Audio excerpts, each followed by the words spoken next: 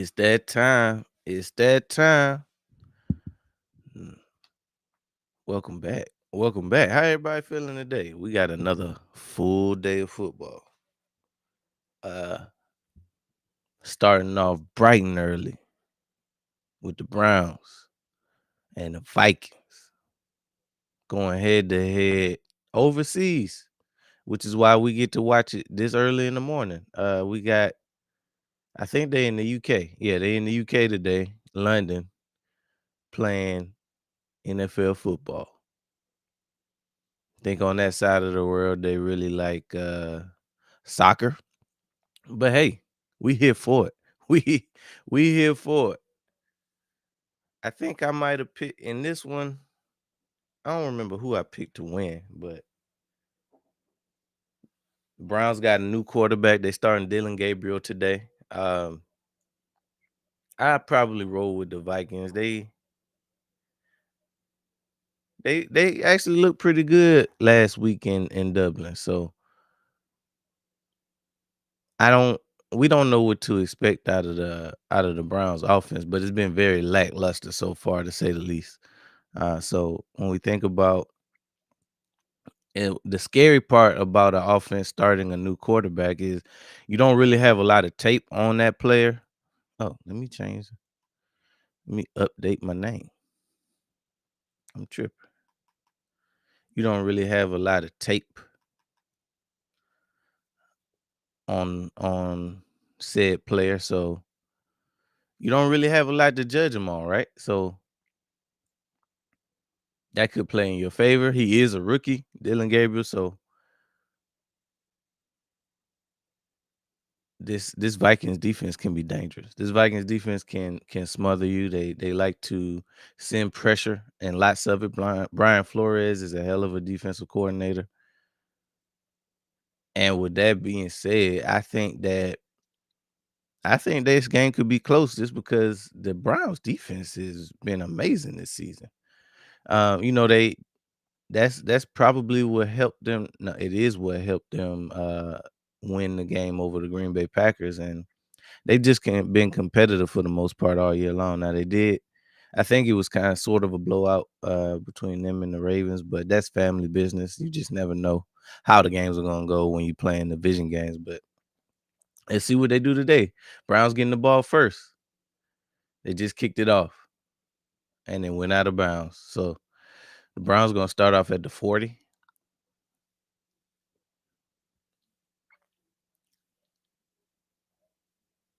Yep. Yep. The Browns gonna get the ball at the 40. So we're gonna see Dylan Gabriel right off the bat.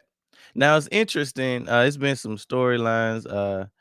Shador fans wanted to see him get a shot, but if we're being realistic, um, Shador Sanders was drafted 2 rounds after Dylan Gabriel. So you got to see if they truly felt like he was better than him, they would have drafted him first. So they got to see what he gets. I think that Shador probably will get a try at some point this year, but we'll see. All right, 1st and 10. Gabriel's in the gun at the 40-yard line. Hands off to Judkins up the middle. Judkins got about 4. I got Judkins on one of my fantasy teams, so I invested in that regard. I need him to get off today, if at all possible. Now, from what I remember, I think that the Steelers were able to establish something on the ground last week. They look pretty good, so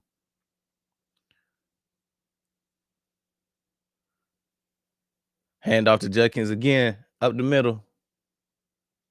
We got dirty laundry in the game. Let's see what the Hooters flag is on.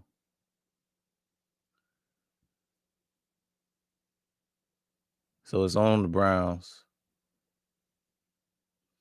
Holding. Whew, them 10-yard penalties. It's hard to come back from those. It's very hard to come back from 10-yard penalties in the drive especially when you don't really. So the rookie is probably gonna have to throw this ball unless they just play it safe on this first drive and hand off on 3rd down. It's 2nd down, so he's probably gonna throw it. All right, we got 2nd and 16 at the 35. Gabriel in the gun. Throws. He got Njoku. Oh, they got the yardage back. Almost got to the 50 on that one. So Njoku gets within like maybe 3 yards of the first down. So now, they're back in a situation where they could run it if they want to and still pick it up. So we'll see what they do. But that was a nice play call by the Browns. And I don't suspect it to be anything fancy today. I mean, he is again a rookie, going up against a very, very good defensive unit. So they got to help the young guy out. 3rd and 3. Gabriel, play action. Throws. Incomplete. So yeah, they're gonna punt it on that one. That was a decent drive. I mean, the Vikings sent a tad bit of pressure at him, but throws off the mark. It wasn't like his guy was wide open. He might have been able to hit him with a better throw, but they were able to get to midfield, so they can flip the field position. Punt is up. They got it off. Looks like it's gonna land. They called for a fair catch within the 10. All right. I don't know. Is Carson Wentz back? Yep. Carson Wentz starting again today. He didn't really look too terrible last week. He did have 2 picks. Um, he basically showed you the good and the bad of the Carson Wentz experience. So we all remember what he did in 2017 with the Eagles in the unbelievable almost MVP season that ultimately ended up with his team winning the Super Bowl with him on the sideline because he got hurt. So we got 1st and 10 inside the 10. Carson hands off to Madison. Madison got the first down. Nice start and a nice drive so far. Whenever you can start off with a first down right off the bat, that's exactly what you want. Now I haven't gotten a chance to see the Browns defense up close and personal, but through highlights they look pretty dangerous. Of course, they got to match up with the likes of Justin Jefferson and Jordan Addison and TJ Hawkinson. Hand off up the middle to Madison. So they didn't get the first down on the first play, but they definitely got it on the second play. First down.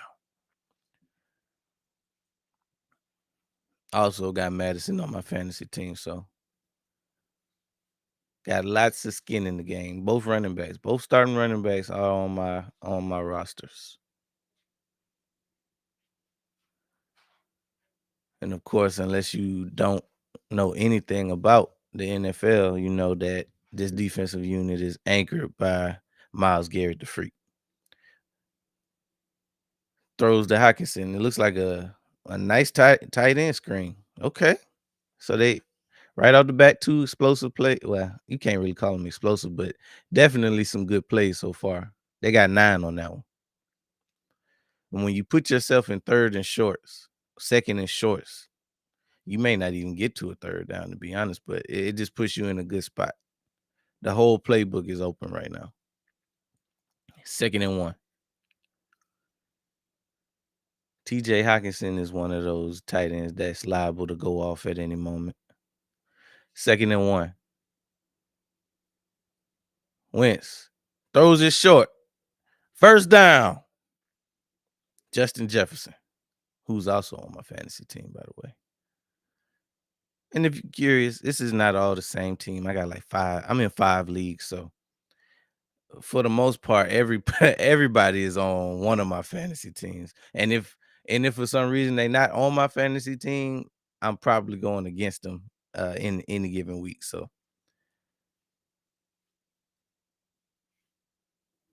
we got a first down at the 42. Wentz in the gun. Drops back. Throws. Justin Jefferson couldn't bring it in. Incomplete. Try Greg Newsome on that one.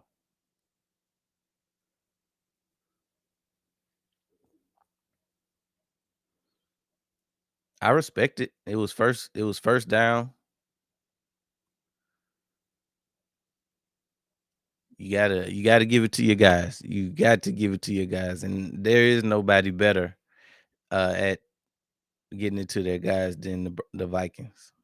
The plays that they draw up, the plays that they call. All right, we got 2nd and 10. Wentz hands off up the middle for a gain of about. Oh, the church's money is on the ground. Did he fumble? The church's money is on the ground. Who fumbled? Madison may have fumbled.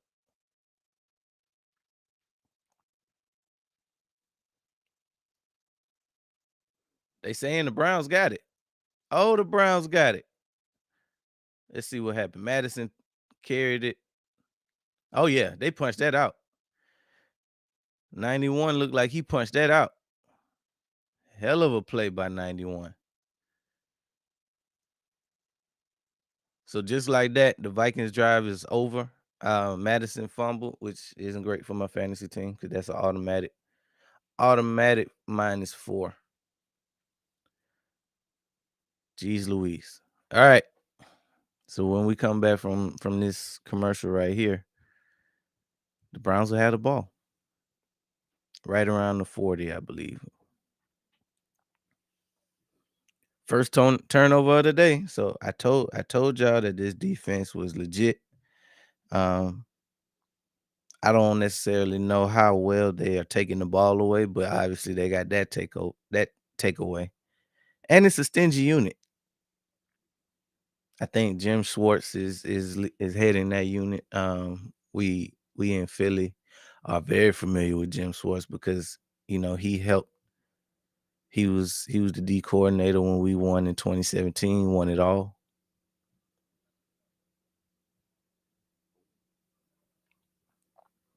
Famously known for being the head coach of the Detroit Lions for several years.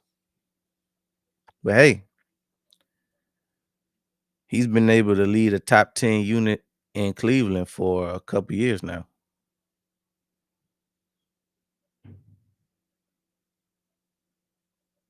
That was a huge play by the Browns. Because obviously it's cliche, but normally whoever wins the turnover battle puts themselves in the best position to win the game. So they need that. They need their defense today in order. The keys to victory for the Browns to win this game, they got to continue to take this ball away. They got to put their rookie quarterback in positions to succeed. So what does that look like? Running the football with success, having short, putting their rookie in, 2nd and shorts, 3rd and shorts, not making it too difficult for this defense to be able to send pressure and heat them up.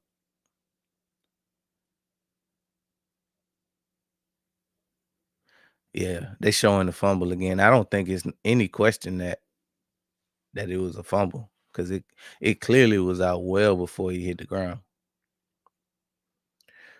Oh, so they in plus territory. Gabriel hands off to Judkins. Judkins. He gone. He at the 40, the 30, the 20. Nice game by Judkins. Okay. I'm excited about that.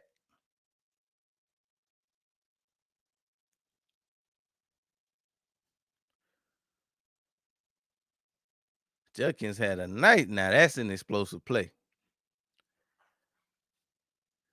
I'm glad to see the rookie be able to get on the field and have some kind of success. He started off the season pretty rough. I'm not too sure about the drama that he had off the field that ultimately kept him off the field for like maybe the first month of football, but he back now and he making plays. Judkins again up the middle. Got about 8 on that one. Uh-oh. He getting going. They getting him going. They getting him going. And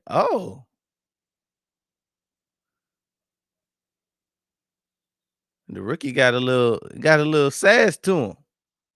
Sass ain't the right word. He got a little dog in him. Let's say that. We don't do sass. We do not do sassy on primetime sports. All right. So it's 2nd and 2. They in the red zone already. Fake to Judkins. Gabriel throws. Incomplete. Couldn't connect with number 16, who is Bond. Whoever Bond is. I think I'm not even familiar with the Browns wide receiver core. All I know is Jerry Jeudy, and I don't even know if he's playing today because they've targeted Bond a few times. If Jeudy is out there, he's probably covered.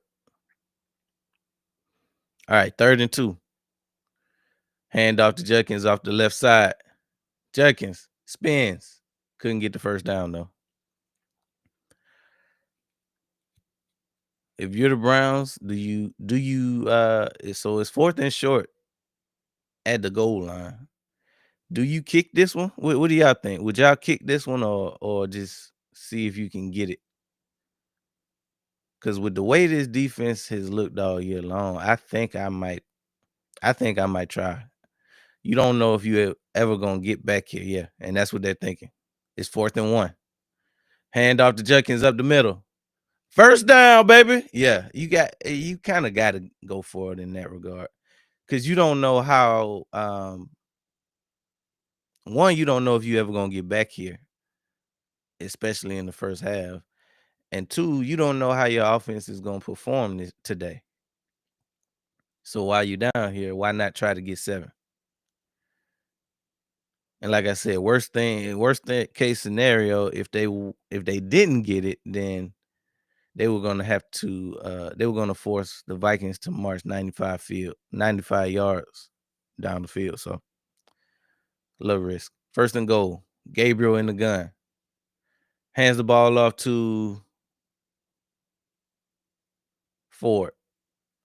Short game. Now they literally right at the goal line. It's like it's 2nd and goal, but it's more like 2nd and 1 at the most. They super close to the goal line, so you would think that they probably gonna punch it in on this. Also, Jeudy is out there.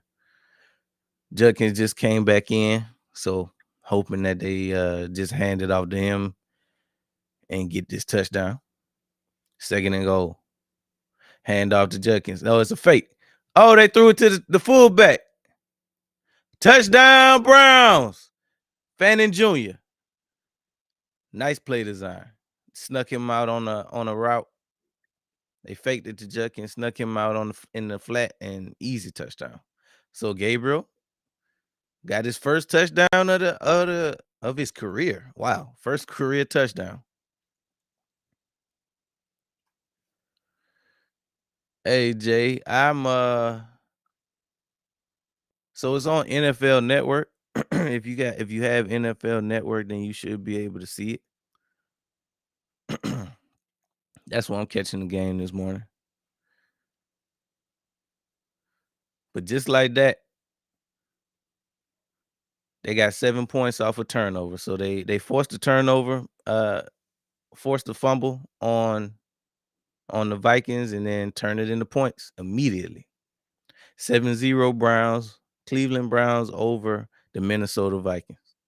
Now the Vikings they were in Dublin last week, so I'm assuming they just stayed on this side of the planet for an additional week. So they've been overseas for 2 weeks now. I think they lost last week to the Steelers. They did lose last week to the Steelers, and now they playing the Browns. So both of their overseas games were against AFC opponents. You remember last year, they started off with a bang with Sam Darnold just playing out of his mind. Ultimately ended up in a 14-win season. Now they didn't. It's crazy to believe that 14 wins didn't at least win them the division, because there were the Vikings also with 14 wins. Bested them right at the end there. And then the Eagles also had like 14 wins. So the Lions weren't, not only did they keep the Vikings from winning the division, but they kept the Eagles from earning the number one seed. The Eagles actually went into the playoffs as the 2 seed. But when the Lions folded against the Commanders, gave us the home field advantage in the NFC Championship. So we're very appreciative of the Lions for folding. I was looking forward to playing the Lions in the NFC Championship because we kind of trumped it up all year long. It seemed like it was an inevitable collision course that we were going to have with the Lions, the Philadelphia Eagles, and the Lions in the NFC Championship. But they didn't hold up their end of the bargain. Now, to be fair, the Lions did have like what some crazy number, like 13 players on IR. But in my opinion, that's not what cost them the game against the Washington Commanders. I think, or I suspect that what actually ended up costing them against the Commanders was the play calling and Jared Goff folding in that game, because he threw a number of picks. Um, Ben Johnson put him in some positions where the trick plays felt unnecessary to me, and led to some turnovers too. All right, so the Vikings, they getting the ball, they returned it almost to the 30, but we got dirty laundry in the game, so let's see who the penalty is on. We got a hold. So the Vikings got a hold 10-yard penalty, so they're probably going to start inside the 20. If not at the 20, inside the 20. All right, so that last drive actually was pretty promising until they put the ball on the carpet. Let's see if they can protect the ball and try to go put some points on the board.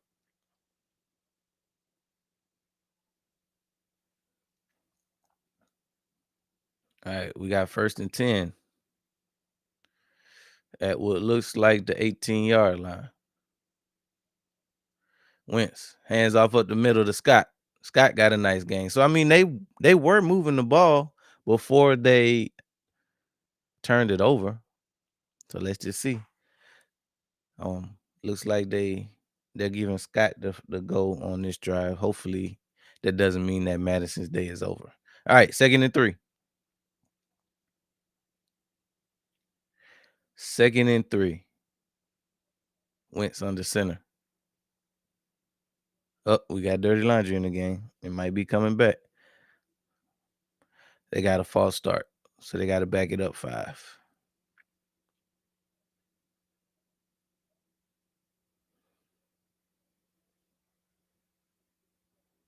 So far, all the mistakes have been made by the Vikings. Let's see if they can kind of get out of this rut.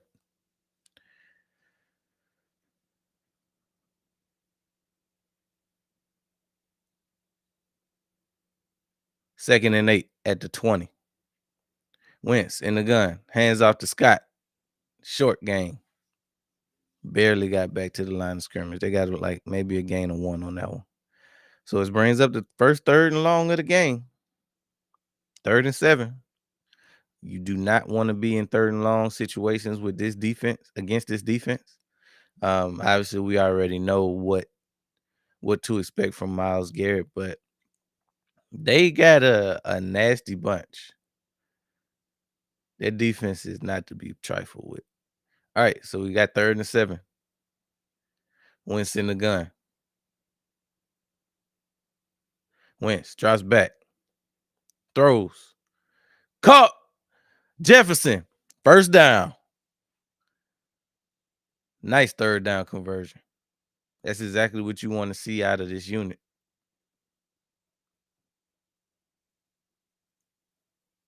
Let's see. Jefferson was up against Newsom. Just gave him a nice little route. Oh, he wasn't against Newsom. He was against whoever 26 was.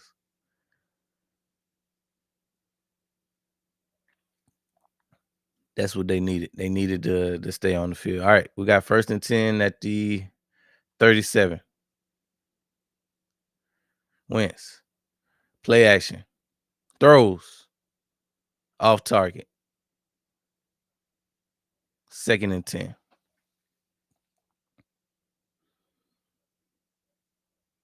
Again, Wentz is going to, he generally shows you all parts of him.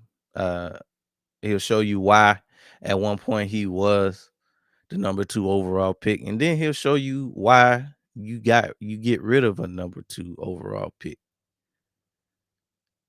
I think when he tends to, the scary part about Wentz is he can tend to hold the ball too long and then try to play hero ball. But when you can get him to play on time, he's one of the best. Oh, another throw to Jefferson for a first down. That's what I'm talking about, baby. First down.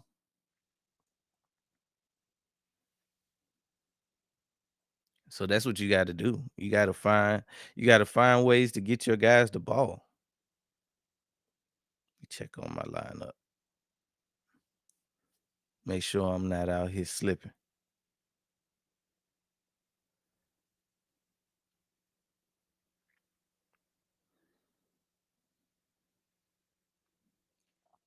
All right, 1st and 10. Wentz throws. Jefferson. He was off target. They're going that Newsom. They are going that Newsom.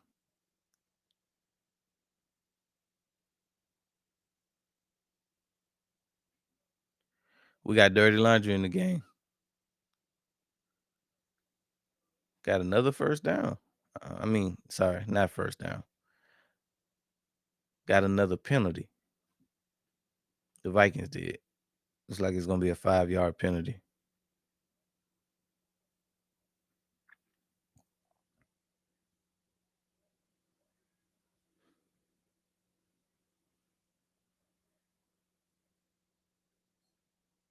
All right, so we're looking at 1st and 15. Wentz throws. Got Scott short. Gain of about 5. So it should be around 2nd and 10, 2nd 11, something like that, depending on the spot.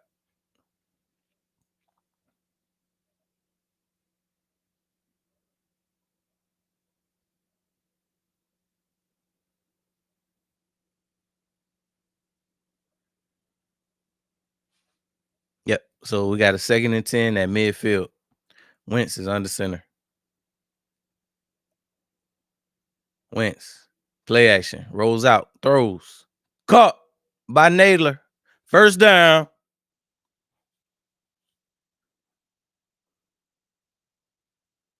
Nothing too crazy. Little boot to the left. Wide open for Naylor.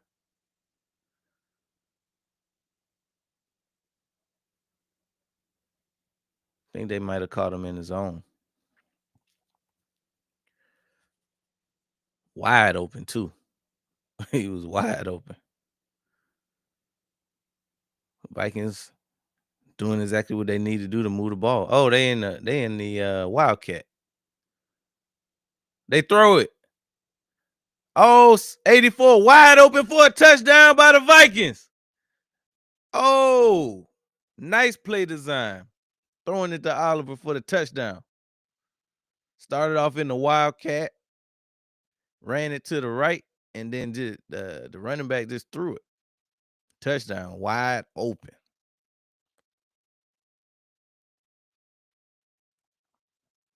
Nice play call. It's always beautiful when it works, right? Always beautiful when it works.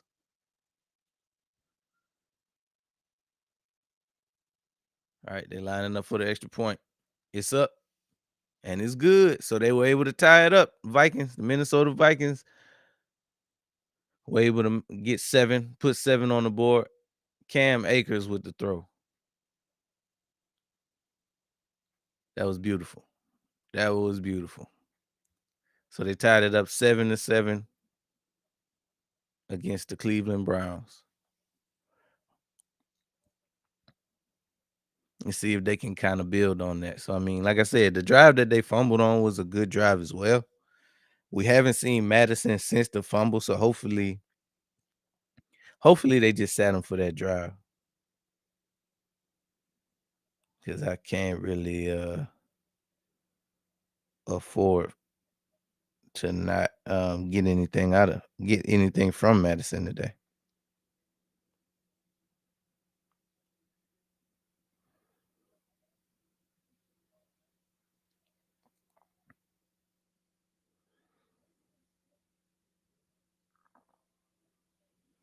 Hell of a drive by the Vikings, though. They basically got whatever they wanted outside of the, you know, penalties. They basically were able to get whatever they wanted on that drive. So we shall see if they can build upon this, finding the success that they did.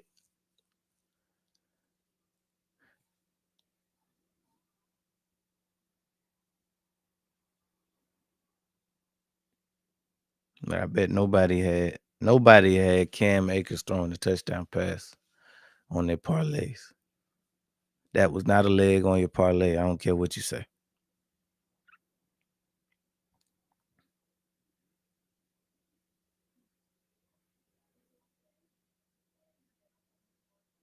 I'm not buying it.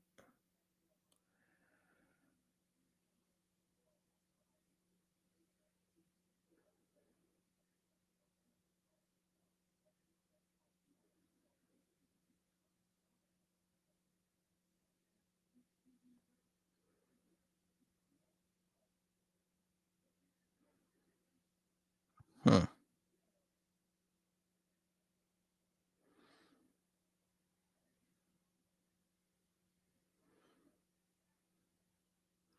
I need a win today in fantasy. I believe last week I pretty much went winless for the most part. All 5 leagues winless.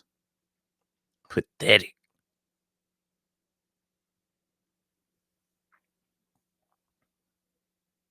So that last drive for the Vikings was 8 plays, 82 yards, 4 minutes and 19 seconds off the clock, ending in a Josh Oliver touchdown. That's exactly what you want. All right, the kick is off. Catches it inside the 10, at the 20, the 30. Made it just shy of the 35-yard line.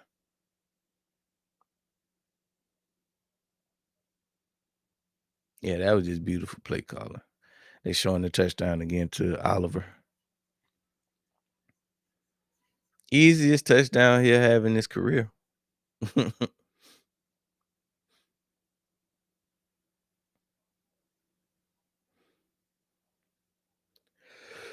right, 1st and 10. Hand off to Jenkins. Short game. Got right back to the line of scrimmage. 2nd and 10.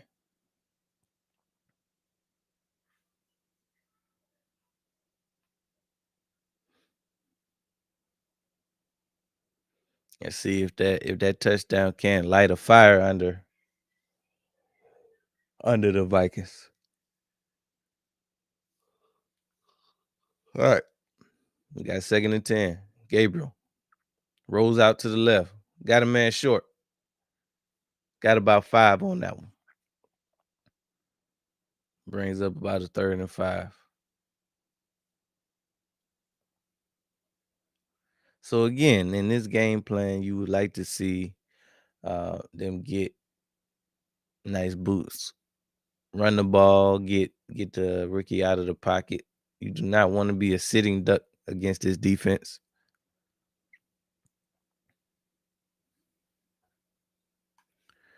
3rd and 4. What's good, Rob? I don't know. I mean, it's not like Gabriel is looking bad. 1st down. Gabriel, I don't if Gabriel continues to look like he's looked so far, then no. I maybe down the stretch, but unfortunately, I mean, not unfortunately, but the fact of the matter is they drafted Gabriel over Shador a whole 2 rounds before him to be exact. So even though Shador is the fan favorite, I don't think that Gabriel's necessarily done anything to take him out. All right, we got 1st and 10. Gabriel hands off to Judkins. Judkins hit the left. Oh, he got He got some room. The 30, the 20. He got the touchdown, but we got dirty laundry in the game. This could be coming back.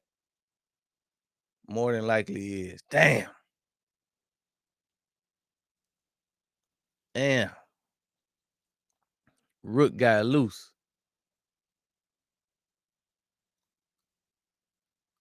Yeah, it's definitely coming back. Who was the hold on?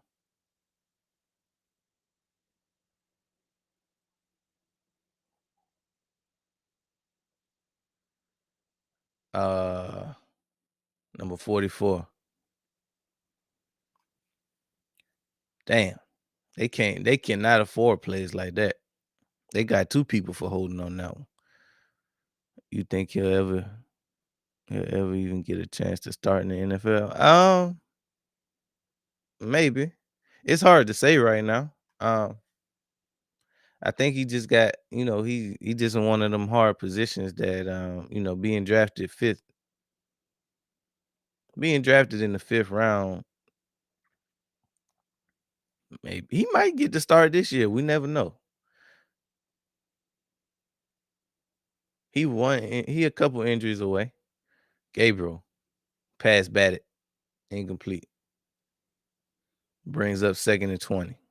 This is exactly where you don't want to be with your rookie quarterback, is in the 2nd and 20 against the Vikings. But to answer Rod's question, now it's hard to say. Right now he's number 3 on the depth chart, which I thought was interesting. I thought he would at least be number 2. We already know what we getting out of Flacco, but Gabriel throws short. He got a man for about a gain of 4. It's gonna be a 3rd and long as hell. Um, yeah, it's just too hard to tell right now. We don't know the thought process with the Browns. Obviously, as a fan, a Shador fan, we want to see him get on the field sooner rather than later. But he was just so low on the depth chart that it's got to go. It's got to go pretty bad for him to get in this year.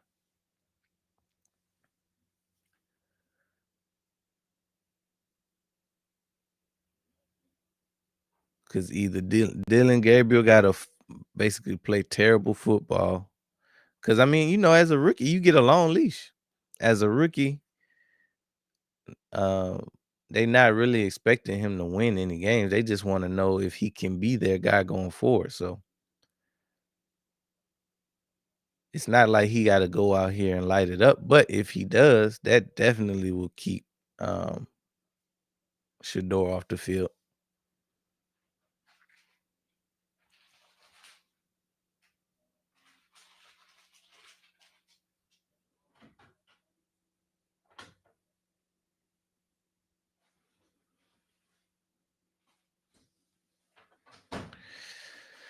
I would like to see him get his shot, though. I ain't gonna lie.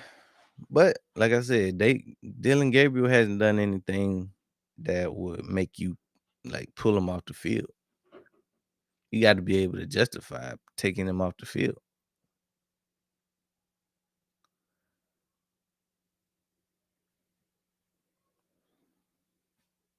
But the Browns, they didn't cut him. They could have cut him. They didn't do that. They had a bunch of quarterbacks on the roster in training camp, so they ended up trading. Um, what's my man name? What's my man name that played for the Eagles last year? He was our backup quarterback. They ended up trading him, so that let him move up the roster, the depth chart a little bit, and then it was one more quarterback that they had, Huntley. I think they ended up cutting. They either cut Huntley or moved him to the practice squad. I'm not sure where he went, but they had like 5 quarterbacks on the roster. And then of course you got Watson, who is getting paid to exist. Finesse king.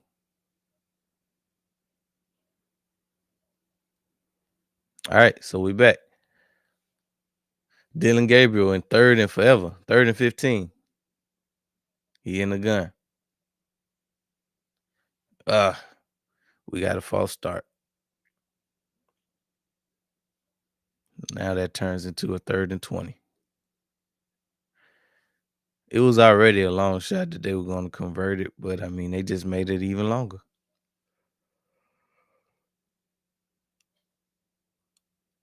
Yeah. So I'm expecting them to do something easy, something to get the ball out of his hands quickly. They might do, draw or a screen, something like that. We got more laundry as they hit Njoku for about 10. We got more laundry. Illegal formation. They went ahead and declined it. They just ready to get the ball back. The Vikings just ready to get the ball back. So the Browns played a very sloppy. That was a very sloppy possession offensively. Lots of penalties. They even had a touchdown. Got it called back because of a hold. So that's not how you help your young quarterback out. All right, they're gonna punt this one.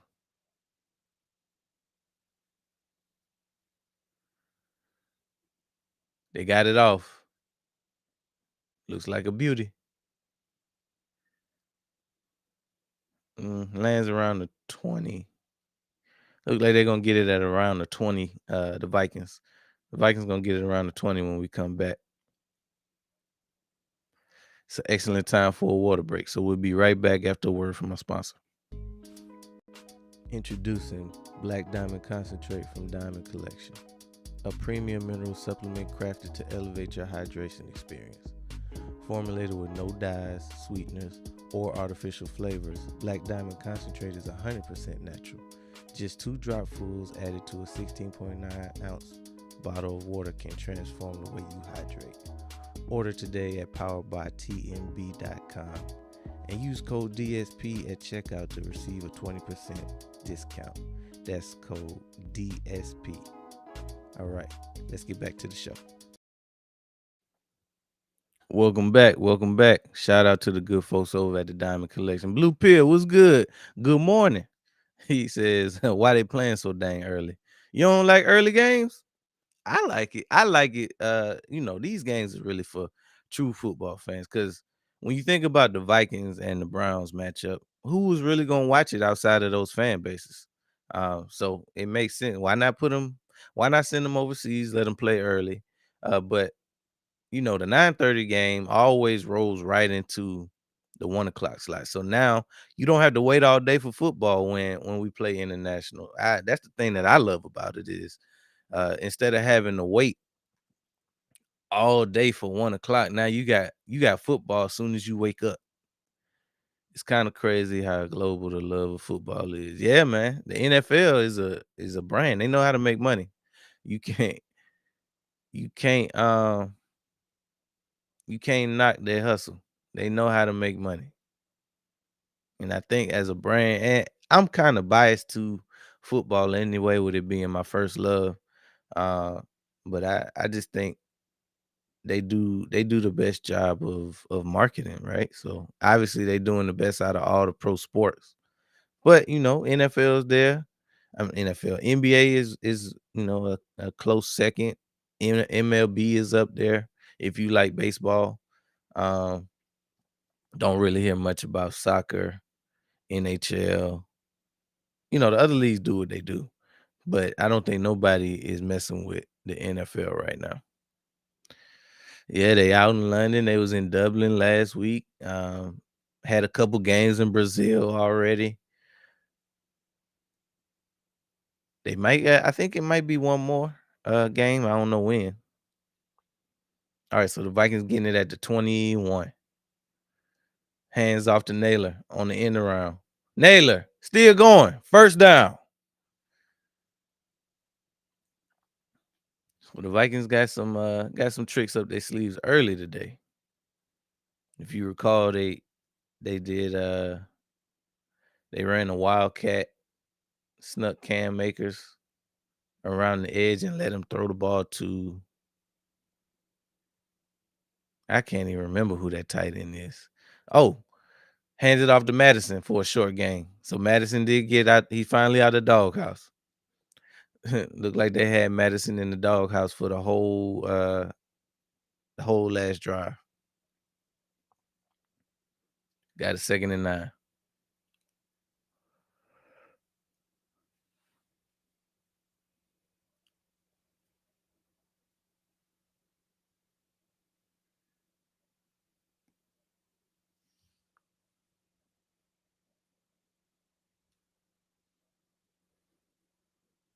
All right.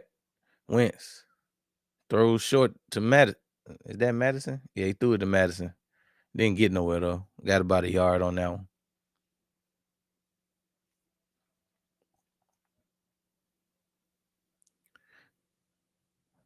My bad. No gain. 3rd and 9.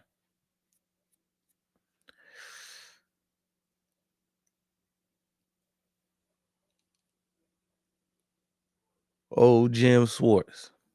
Talked about him earlier.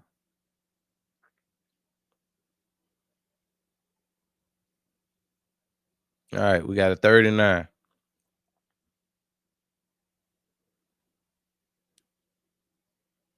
Vikings in the gun.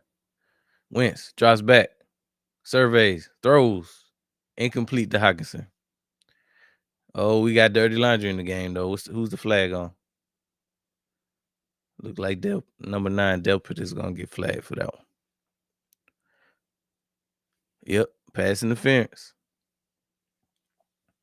Browns let him off the hook.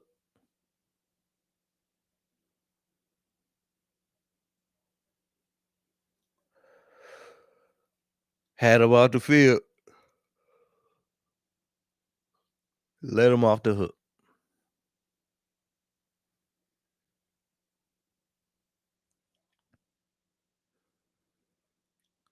All right, Vikings got a 1st and 10 right outside the 50. Wentz pitches right to Scott. Scott got a head full of steam. Got about 8 yards on that one. Nice run to the right side.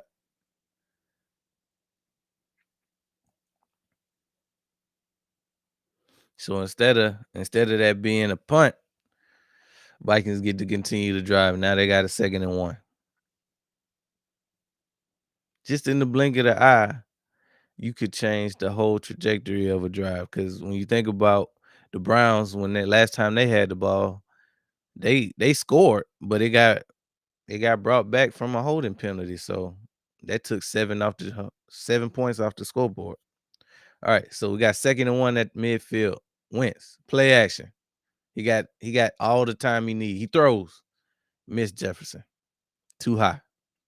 He had him. But he scrambling in the pocket, just missed the throw.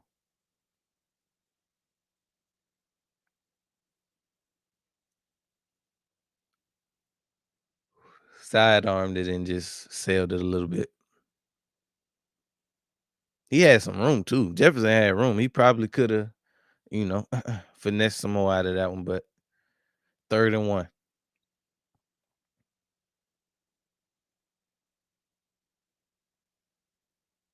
Wentz under center. Pitch to Madison to the right. Very predictable. Didn't get it. 4th down. Vikings probably gonna go for it. I don't know. Offense looked like they walking off the field. It's a 4th and 3.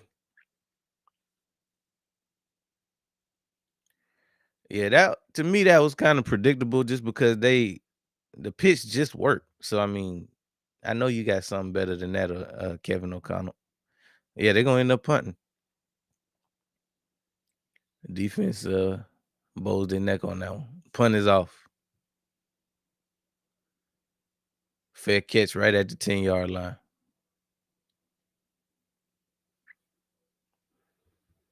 Again, this is a very stingy defense. So I mean, what you can't do is help them out by, with penalties and not taking advantage of whatever you do end up getting from this defense. Because they had Justin Jefferson open, just missed the throw.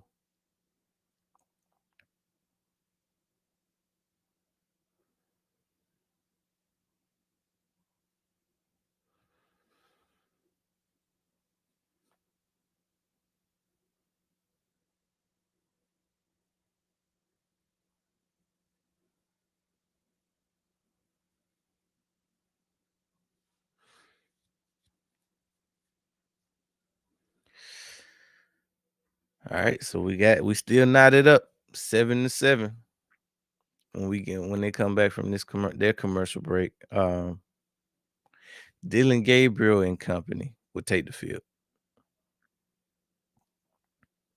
Now they have been able to find something on the ground with Jenkins. I really wish that long touchdown would have counted because that would have been lovely for my fantasy team. But I mean, even if you take that run away, which they did, um, Jenkins has been effective today.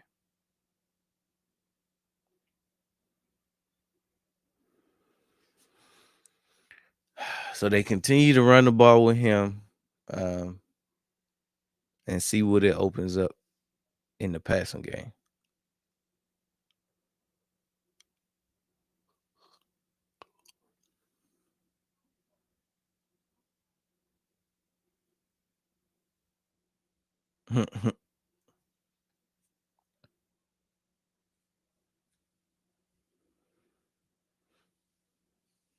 Who y'all got winning this game though? Who you picking to win this game? It's looking pretty even so far. Let's see. Kevin Batullo need to show me. Uh, Kevin Batullo need to show he know how to call plays to scheme Smitty and AJ because he been very predictable. Yeah, I can't argue with you on that one. Patullo been dog mess for the first month of the season. What we have to look hopeful for is how we look the second half of the Rams game and the first half of the Bucks game. If we can kind of figure out how to marry those two halves together, we'll be fine. But the thing that I'm hopeful about is the fact that we've shown flashes of being a competent offense. We just need to do it for 4 quarters. Now, if it was a situation where we look the same way we did in the first 2 weeks of the season with no evidence of getting better, then I'd be a little more concerned. But yeah, I think we could do it. Let's just see if we do it today. We got a tough unit coming to the link. Yeah, I tend to lean more to the Vikings in this one too. Gabriel had the keeper got caught behind the line for a gain of about 3. I mean, a loss of 3.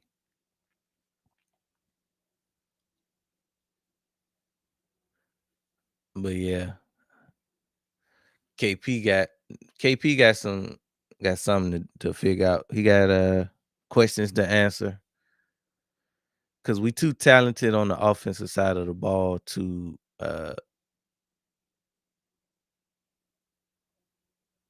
put up the numbers that we've been putting up. But then a lot of it too, like KP been bad, but the offensive line has been bad too. Gabriel takes off. Oh, he almost got the first down.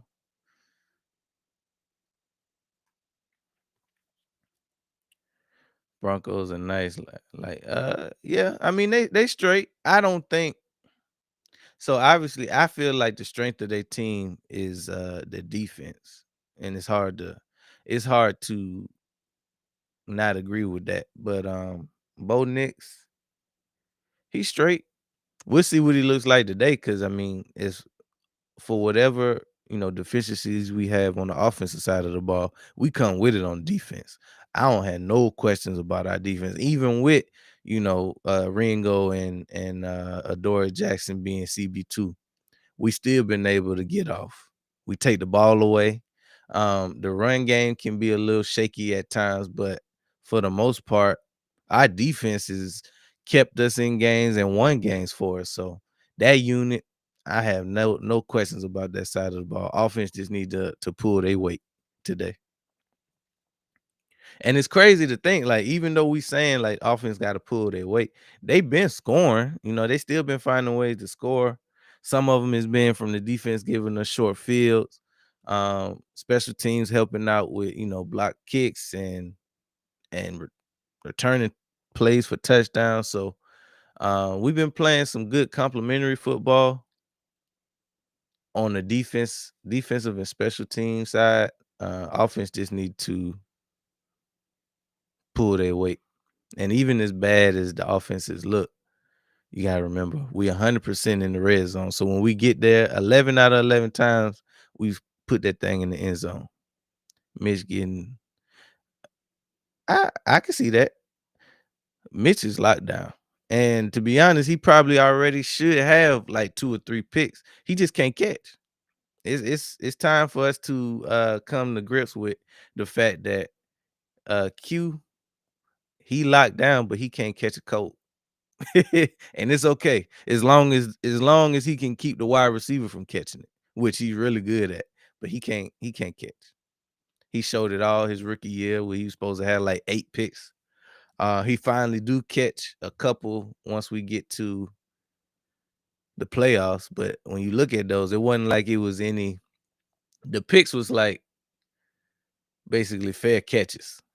It wasn't any like to the house with it. Cause if it's one of them throws that come out of Judge machine, he dropping it. Facts. But he can cover his ass off though. I give him that. He a dog when it come to keeping the defender from catching the ball, but we know he ain't catching it. Now that's something that he could potentially get better at, but your flaws tend to be your flaws. Q gonna have he got a chance to be a top 10, top 5 cornerback this season. But I think one thing that'll keep him from getting the national recognition is not catching these picks. If he catch the picks that come right to him, he'd already be a legend. But that's all that football fans care about, stats. It's not necessarily gonna always show up in the stat book. Now they do a better job of pass breakups and coverage ratings and stuff like that, but picks is all they really care about when it comes to the cornerback position to the average fan. All right, Wentz under center, 1st and 10 at let's call it the 14. Wentz, hands off up the middle. Scott, short game.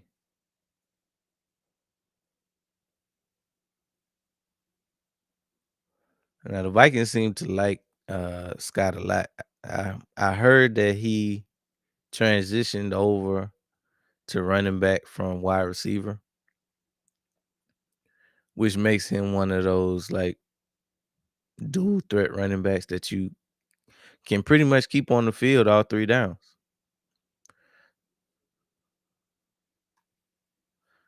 2nd and 6.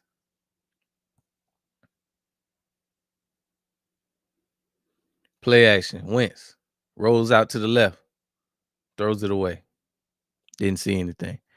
His pass breakup numbers crazy already. If he gets like 4 picks this year, he'll be top 5. Yeah, that's what the thing. Like nobody, unless you a true fan of the game, you don't really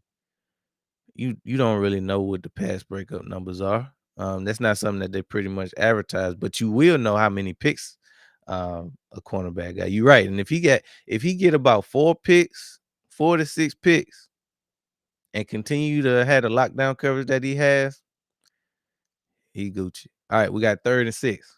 Wentz in the gun. Drops back. He's in the pocket. Oh, we got dirty laundry in the game. He going deep. Caught by Naylor. Oh, Naylor got it. But we got a lot of dirty laundry in the game. Who's the flag on? That was a huge play, but is it coming back? Look like it's coming back.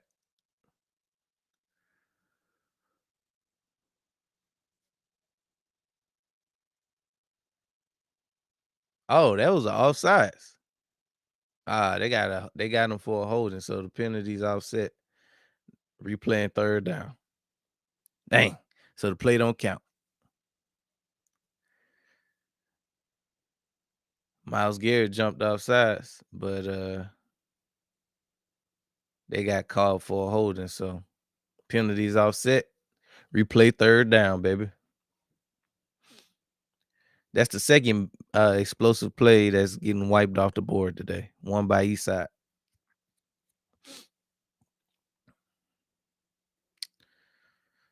So that leaves us with a 3rd and 6. Wentz in the gun. Wentz drops back. Surveys. Got out of the pocket. Looked like he got the first down. He got real close to it.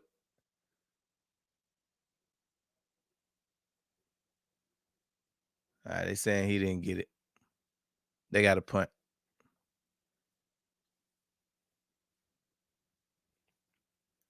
So 4th and 1. They can't risk going forward in their own territory like that. Yep, they got to punt it. Penalties, man. Penalties kill drives all day long.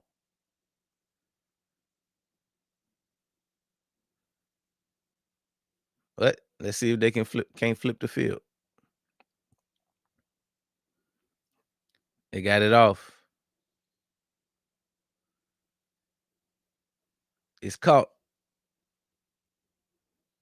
84. Didn't really get nowhere. Right outside the 30. Browns need to feed Judkins some more.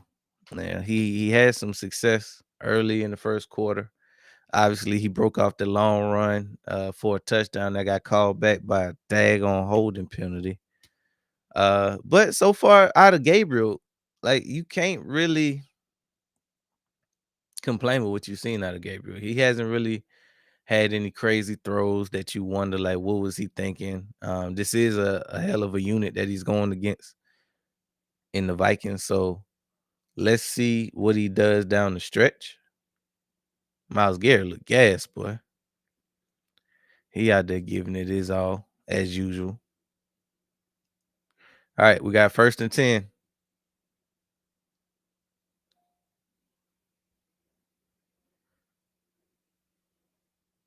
Handoff around. 1st down.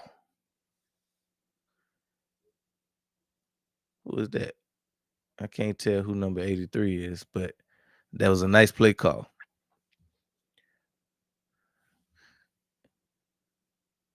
Keep the sticks moving. So we got 5 minutes and 50 seconds left in the second quarter.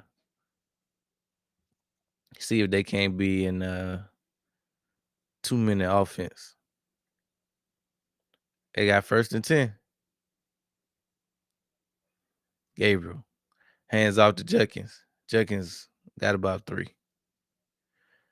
Shoot, I thought Judkins was about to be gone on that one.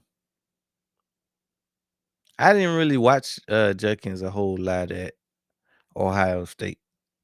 A whole lot. I ain't watch him at all. I ain't gonna lie to you.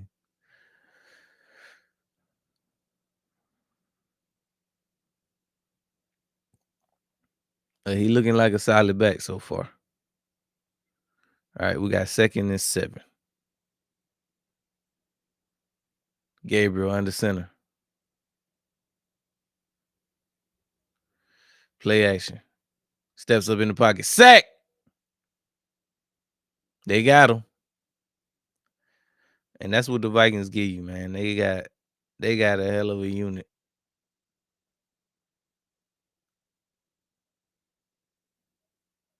Especially when you don't block. Look like number 90 came screaming off the edge untouched.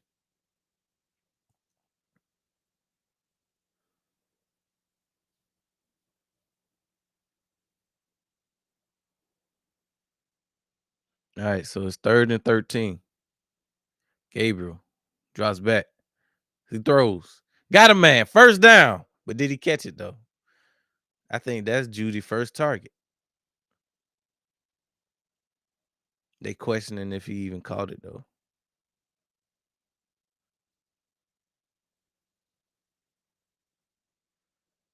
Let's see. It looked like he caught it. Oh, he got it off. Hands off to Judkins. They blew it dead before he even they challenged it. Vikings challenging the fact that if it's even a catch or not. Smart play.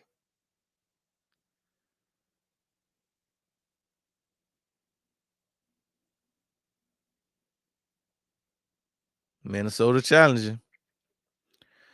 It's an excellent time for a water break. We'll be right back after a word from my sponsor. Introducing Black Diamond Concentrate from Diamond Collection, a premium mineral supplement crafted to elevate your hydration experience. Formulated with no dyes, sweeteners, or artificial flavors, Black Diamond Concentrate is 100% natural. Just 2 dropfuls added to a 16.9 ounce bottle of water can transform the way you hydrate. Order today at poweredbytmb.com and use code DSP at checkout to receive a 20% discount. That's code DSP. All right, let's get back to the show. Welcome back. Special shout out to the good folks over at the Diamond Collection. So they challenging the Jerry Judy catch. From the one angle that I saw so far, it still looked like a catch. I'm sure we're gonna see multiple angles, but hopefully it stands. That's Judy. If I'm not mistaken, that's Judy's first target of the day.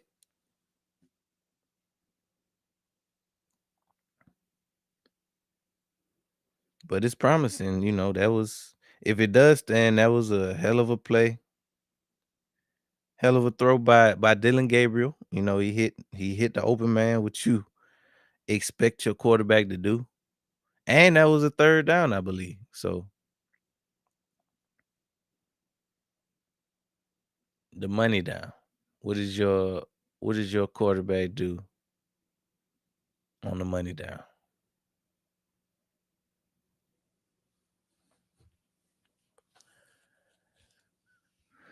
Saquon. What got a Wells Fargo commercial. Okay. Got a Wells Fargo endorsement. 2K say. Hope my boy get off today, boy. Once the running game start, once we get the running game going, get the offensive line kind of healthy, I think we should start like after this Denver game. We probably should start sitting our offensive line. Like we know Landon.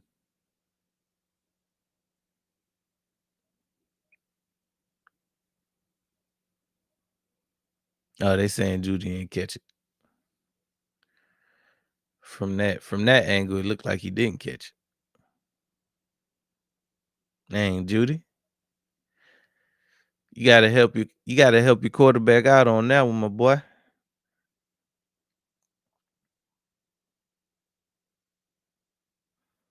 All right, so the Browns gonna punt it. They got it off. It's a beauty. Like it landed. They get it right at the 11.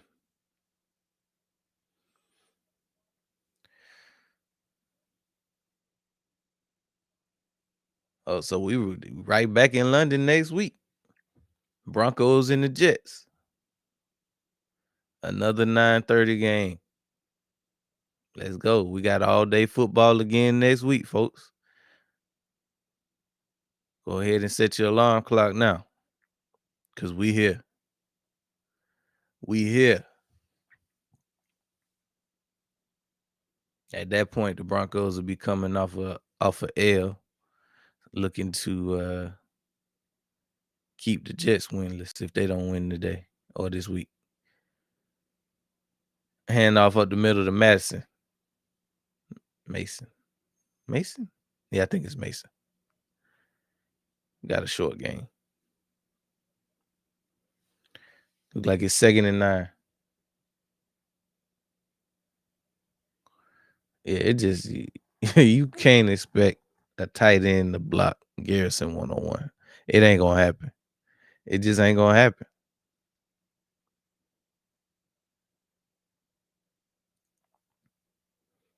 All right, we got 2nd and 9.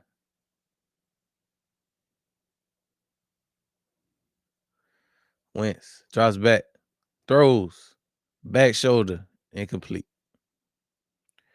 They've been trying to hit Jefferson, but just haven't been connecting for whatever reason. I mean, this defense, we already know what the Browns defense can do. They've been doing a hell of a job of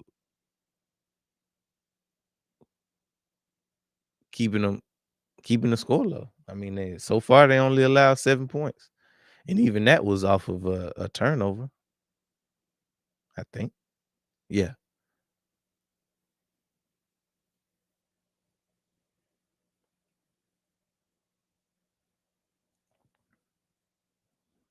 3rd and 9. Wentz drops back, surveys, duck. Oh, he got out the pocket, got smashed. 4th down.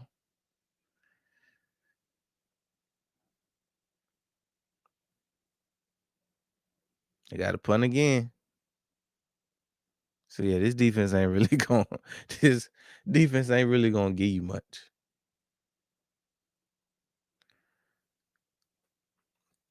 Now it looks like Thielen might have been open for like a split second, but as you can see, Wentz was running for his life, so didn't see him. They got the punt off. Called at the 19. He's still going. Got to about the 30, 39.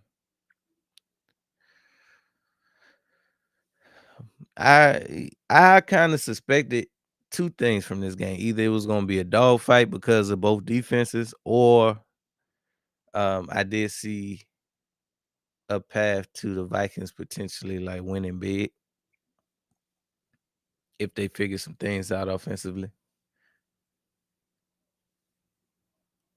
And the Vikings offense hasn't looked bad. It's just, they haven't capitalized on what the defense been giving them. All right, we got 1st and 10. Gabriel, hands off. Big loss. Lost about 4 or 5 on that play. Who is that? Rodriguez. Rodriguez came straight through the middle, said wasn't nothing going. He basically was unblocked. Oh, that was a quick one. They got it to Judy quick for a gain of about 4 or 5. Just like that, it's 3rd and long.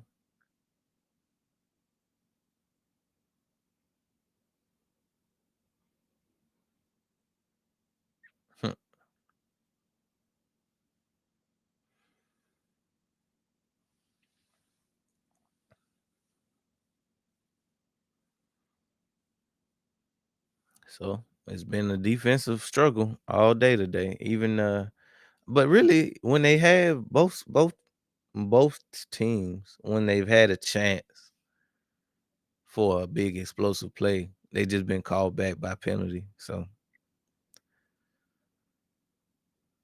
two stingy defenses going up against each other, keeping each other off the board.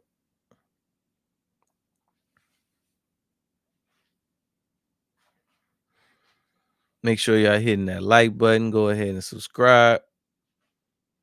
Appreciate y'all tuning in for this early matchup in London. It's just a teaser to get us ready for football for the rest of football Sunday.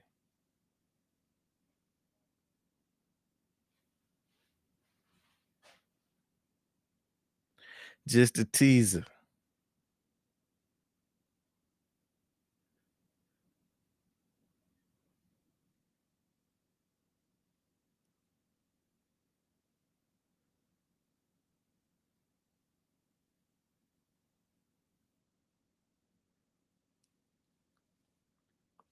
This just the warm up, folks.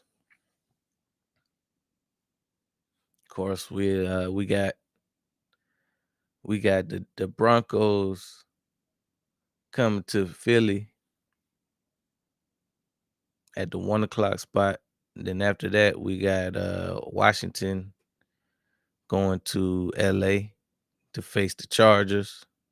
And then I think the primetime game tonight is Bills Patriots.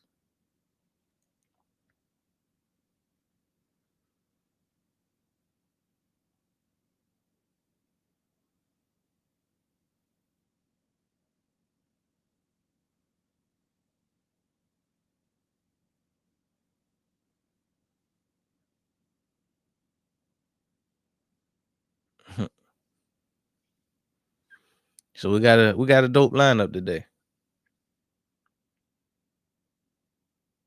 I don't know. Wentz thought he was a fullback or something.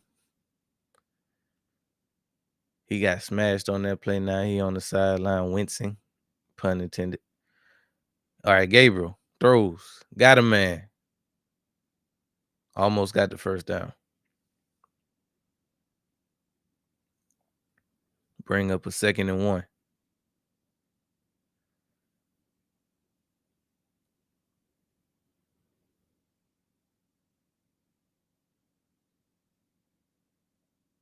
Oh, it's 4th and 1. Hand off up the middle. They going for it. They got the first. I think that's Ford. Ford got that first down. We got a 1st and 10.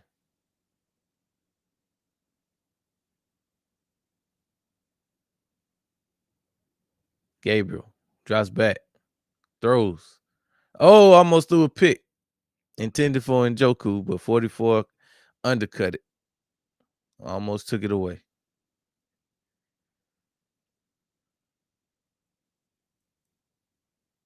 Yep. Like his thoughts, but he probably needed to get that one up a little bit. Try to get it over. That's a hard throw, to be honest, on the move, but he had to try to get that one up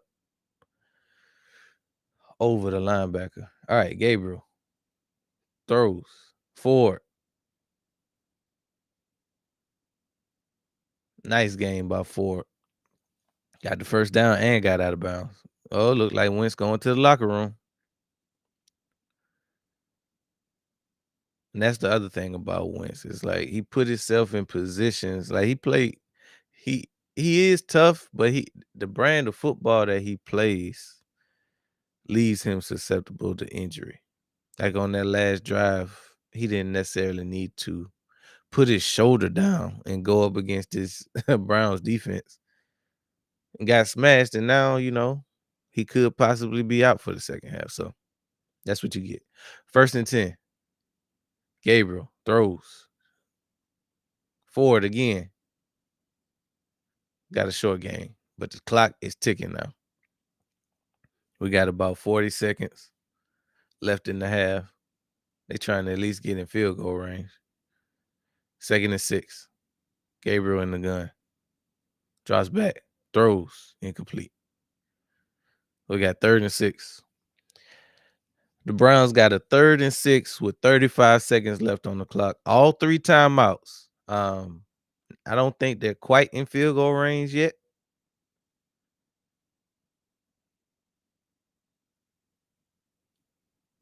I say another 5 yards should put them comfortably in field goal range. I don't even know who the kicker is. But the way these kickers kicking now, all of this is range. Like kickers starting to drain them from the half. Gabriel throws. Got Judy. First down. Timeout. Call a timeout. Don't even worry about. Yeah, good. Yeah, I wouldn't even worry about trying to hurry up to the line. Just call a timeout. They could possibly. They got a chance to score a touchdown still. They definitely in field goal range now. Inside the 30-yard line.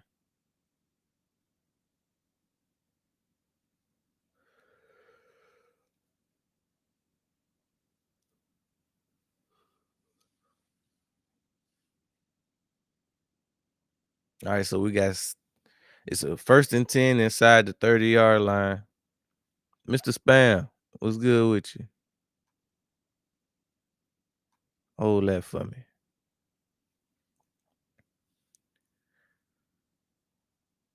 1st and 10.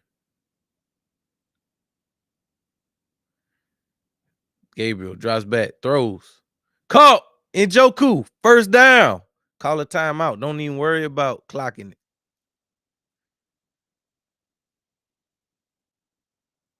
I think that might be Njoku's first catch of the game. Hey, you know what would be crazy though?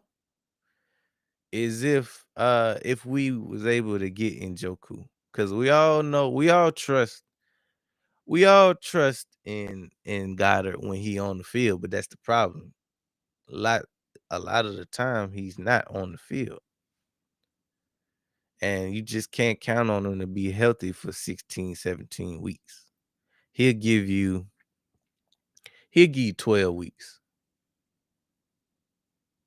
if that. Now he was awesome down the stretch. And like I said, when he on the field, he a bad man, but he just ain't on the field. All right, we got first timeout. Vikings calling timeout. All right, so we got about 25 seconds left in the half. Browns threatening.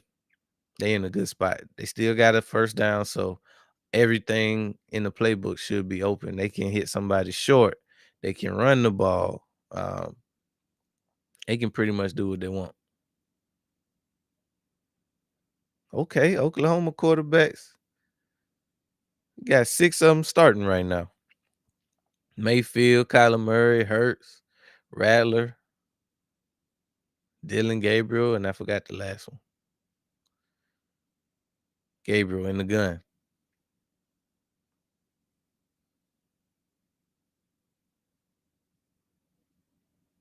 Hand off to Ford.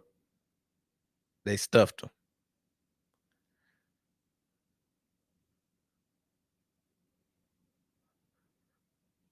Well, it looks like they pretty much giving up on this one. They called timeout, so. And I said that a run could be possible in that situation just because they had that timeout in their pocket. But hey, excuse me, but they also are trusting their quarterback to put him in a good position. Because now, he can't really afford to take a sack. And you definitely don't want him throwing a pick six.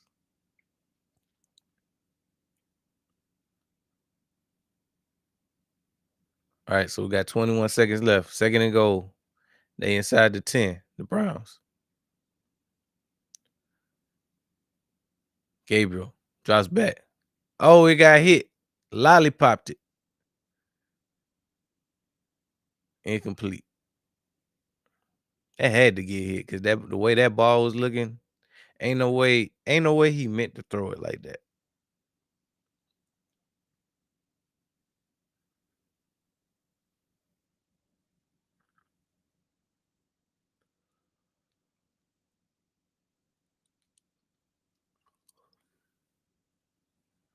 All right, we got 3rd and goal.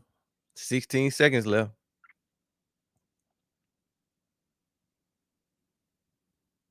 They went empty.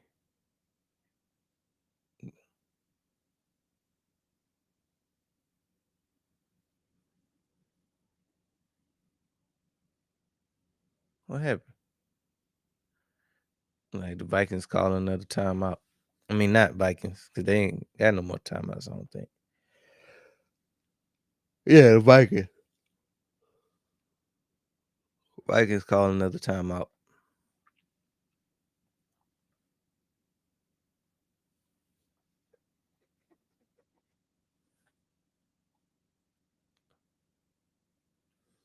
All right, Gabriel.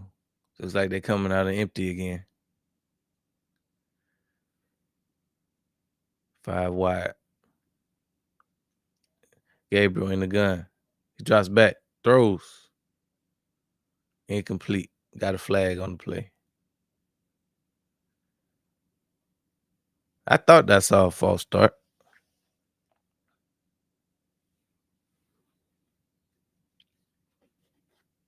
I thought I saw him leave early. You gotta hold your water, baby. You gotta hold your water, baby.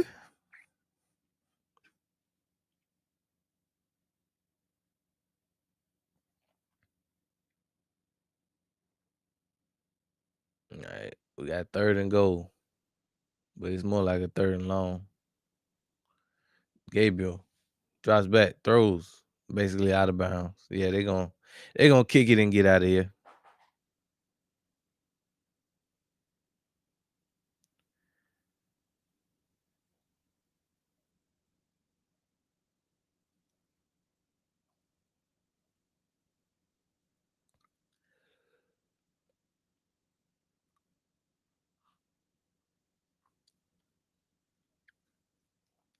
All right, so we got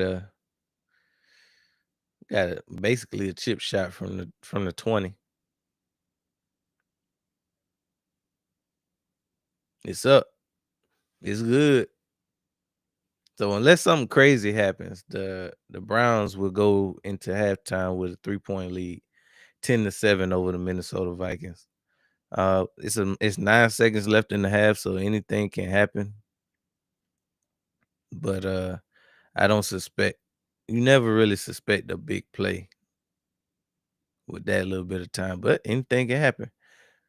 One thing that we do need to monitor coming back out of halftime is Wentz went to the blue tent, and then they also took him to the back before halftime. If he can't go, it looks like whoever whoever the hell number 12 is, Max Brosmer will get the start if for whatever reason Wentz can't go in the second half. And that's who probably gonna get a couple reps with JJ McCarthy still out. That's who's gonna get the reps for the last 9 seconds. So the fact that they got the third string quarterback in, I really don't expect anything to come of this drive. They caught it with a head of steam. They got to about the 40, but they can't do nothing with it. And plus, we got dirty laundry in the game, which is probably going to drop them back at least 10. Yep. Yep. Holding penalty. So all bro about to do is literally get this ball and kneel it. That's what I think. That'd be crazy to do anything with 3 seconds left. Already down by 3. When they got a whole half to figure something out. Yep. Yep. They in the formation. And they kneel it. All right. So at halftime, it's been a defensive, pretty much a defensive game between both sides. We have had a couple explosive plays get called back here and there by both teams. But on both sides, the defenses have came to play today. We already know what we were going to get out of both of those units. Dylan Gabriel hasn't looked bad. Has not looked bad today. He's made some good throws. Been able to stand tall in the pocket against a tough unit. Brian Flores always, got his guys ready. But Mr. Spam was good with you.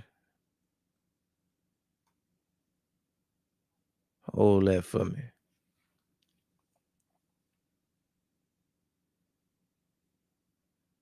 But yeah, we already know. We already know what to expect from both of these defenses. Let's go see what the numbers look like so far.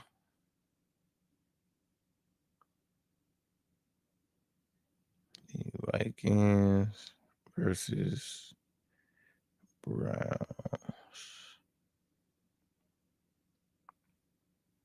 Play stats. All right, so Wentz, he went 7 for 12, 73 yards, no touchdowns, no picks. Even though they did get the one lone touchdown by Cam Akers on the Wildcat pass. That's how they got their touchdown. But a solid day so far from Carson Wentz. What's remain to be seen is if he can return back because it looks like he got banged up on a third down, maybe a shoulder injury. Don't want to really speculate, but he went into the blue tent, hasn't returned. We'll see if he comes back in the second half. Uh, on the ground, they got Scott for 4 attempts, 21 yards, averaging about 5 yards a carry. Of course, we saw Mason with the big time fumble, which basically had him in the doghouse for the majority of the first half. He got 6 carries for 17 yards, so not really effective today. Um, when we look at Justin Jefferson, he's got 3 catches for 38 yards. Earlier on, it seemed like he was going to be a bigger factor in this game, but for whatever reason, the connection between him and Wentz just wasn't what it was in the first quarter. The second quarter, he kind of went pretty quiet. And he had the targets, but just for whatever reason, either Wentz missed them high or they just weren't on the same page for whatever reason. Oliver has the lone touchdown on their side. Um, he was the recipient of the trick play on the Wildcat pass.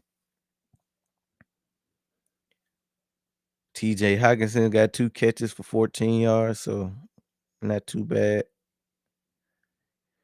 Let's look at the Browns. So Dylan Gabriel went 13 for 21, 102 yards, and 1 touchdown. Solid first half. No picks. That's the main thing. No picks. Oh, Mr. Spam. My bad. I ain't realize you was listening to the halftime report. Hold that for me.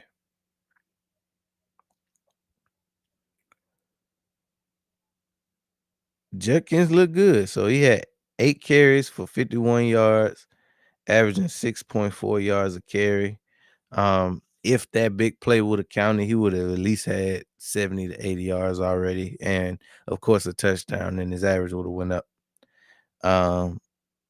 Corley got 1 rush for 11 yards, which I'm sure was one of those end rounds that went for a first down. And then you got Jerome Ford, 3 carries for 6 yards. So not much from him on the ground.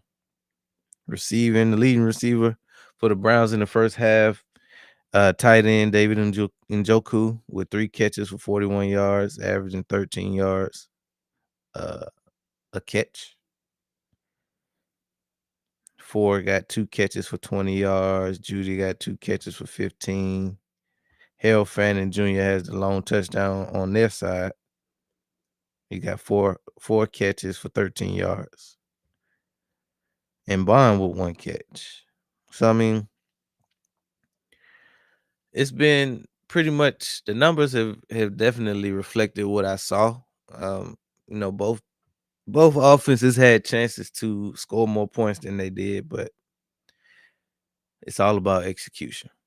They just didn't put themselves in the best position to allow the big plays that they did make count. So, I mean, yeah, they had the big play.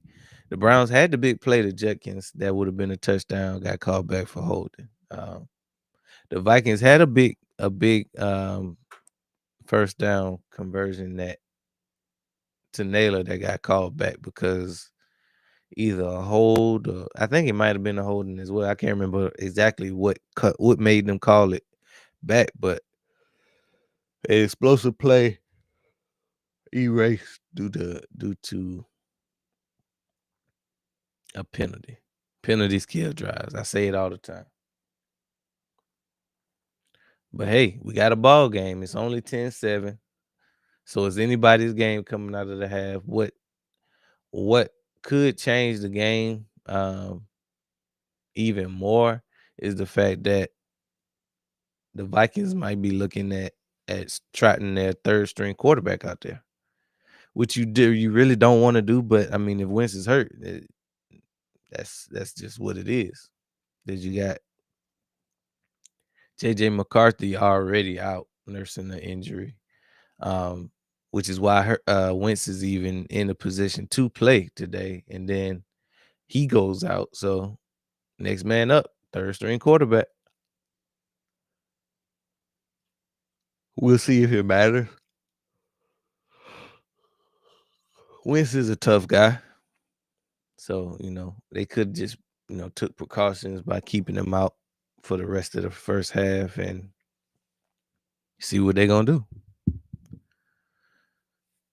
But yeah, the notable week 5 matchups, every game that they got up, we covering. Broncos and the Eagles, we covering. The Commanders and the Chargers, we covering. The Patriots and the Bills. So looks like we picked the right batch. Looks like we picked the right batch.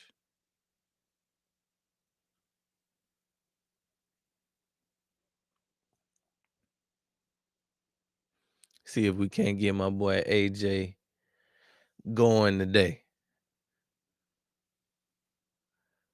This is in my opinion, he's still a top 2 receiver in this league, when targeted, especially in man-to-man situations. He just can't be stopped.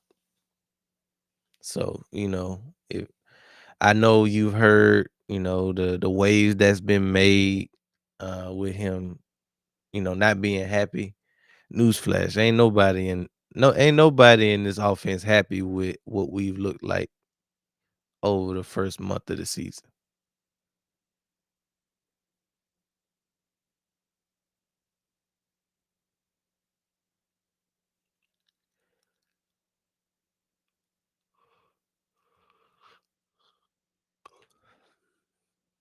All right, so the Texans play the Ravens today.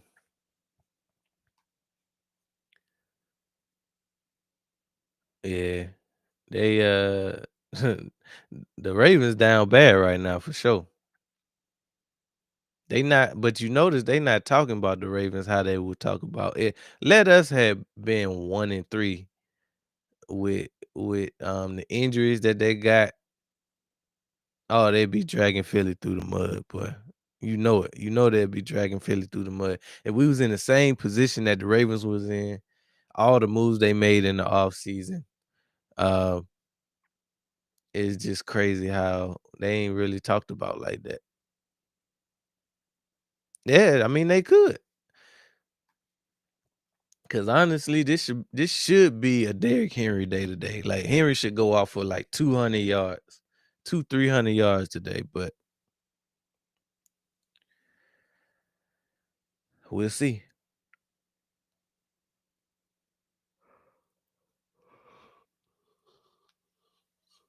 We shall see. Who is their backup quarterback, by the way? I'm not even sure who the Ravens backup quarterback is. Shannon Sharp been cooking the Ravens. Good. Somebody need to.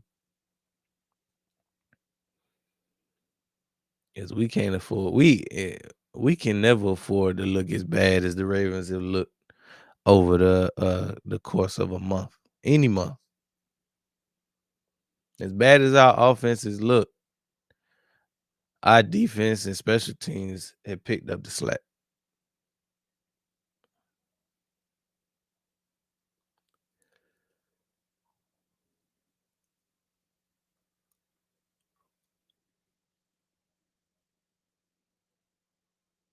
Hmm.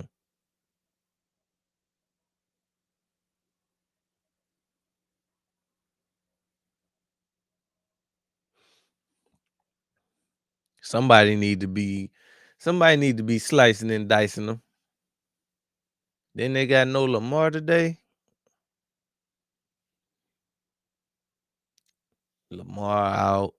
Humphreys is out. Um, y'all saw the list. It was like 5. They had like 5 people who out. Roquan Smith, I think, is out. So as bad as the Ravens have looked, the Texans ain't look much better. The Texans ain't look much better. So I mean, you got 2 1-3 teams going up against each other. Somebody got to get the dub today.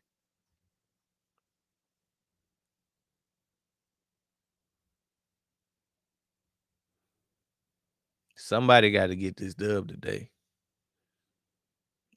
Both teams only got one win on the season. And you already know you can't afford to fall like too far behind. Like both of them got teams in their division that's running away, hitting the ground running. Texans looking up at the Colts right now, while the Ravens are looking up at the Steelers right now. So neither one of them can afford to drop another ball game.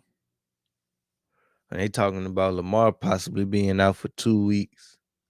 I'm not sure about the other injuries, but it's rough. It's rough for the Ravens right now.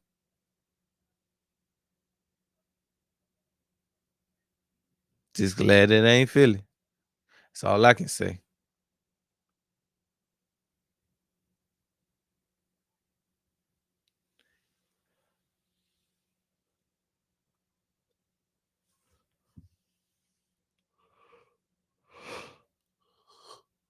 All we got to hear about in Philly is how all our matchups, when it comes to coach, we don't. They don't like our coach. They don't like our quarterback. In any ranking that matters, they don't want us to be top 5 for whatever reason. They just love to hate on. They love to hate on the kids. Now all they do is win.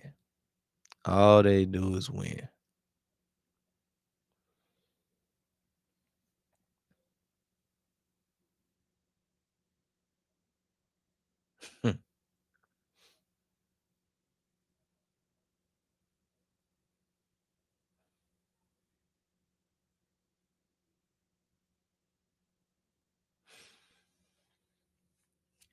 As we wait on this second half to kick back off, this would be another. This would be a good time for another water break.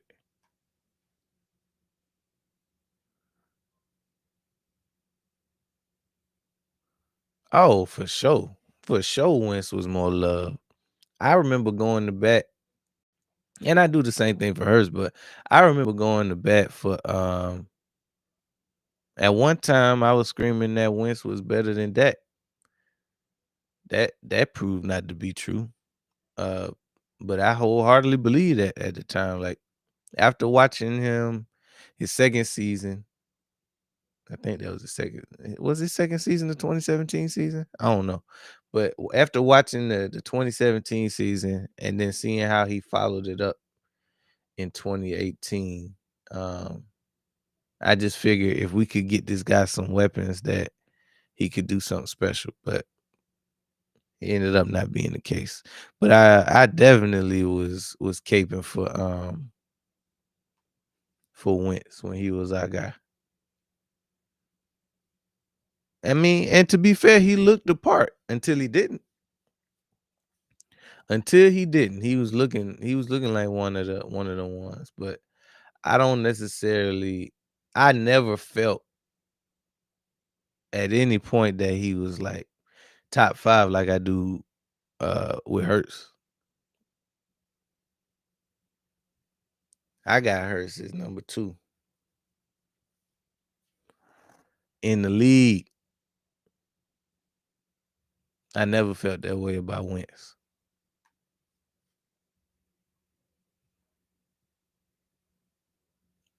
In 2017, he did.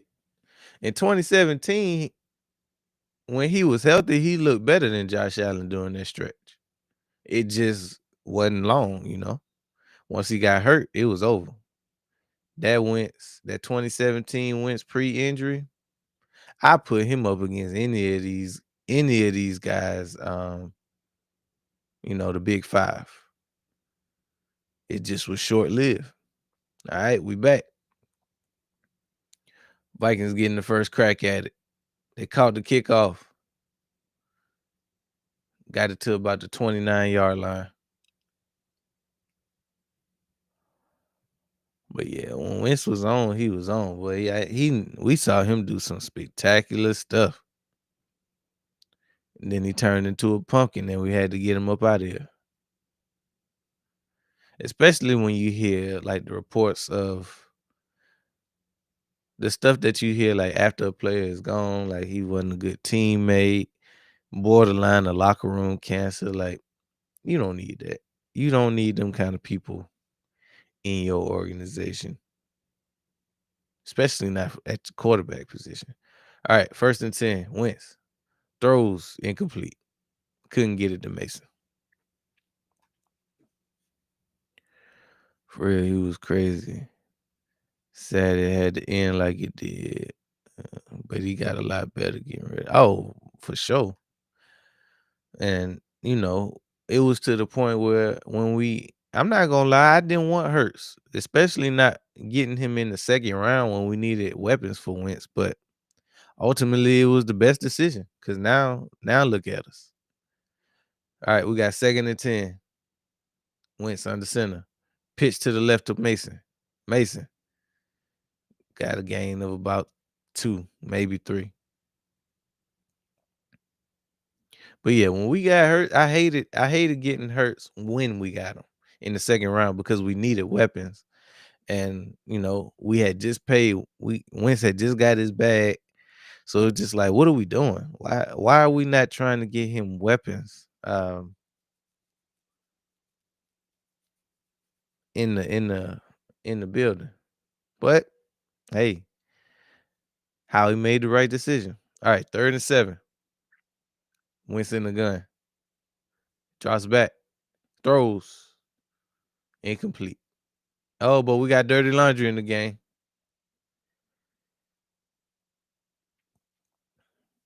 They've been trying to get Jefferson the ball. Like I said during the halftime report, he just been unsuccessful.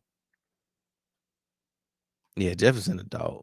It ain't he just one of the ones like, and it's just crazy to think we could have got him. Like we picked um Jalen Rager over Jay Jettis. Crazy to think. All right, so we got a 1st and 10 because of the pass interference. Wentz drops back, throws, got Jefferson, 1st down. Yeah, man, you gotta feed your guys at the end of the day. And I think out of all the things that we can complain about with KP, that's just the biggest thing. The biggest thing is just feed your guys. Now we saw him do it. We saw him call it against the Rams in the second half, but we kind of had to. All right, we got 1st and 10. Wentz under center. Play action. Wentz throws. Got Jordan Addison for another 1st down.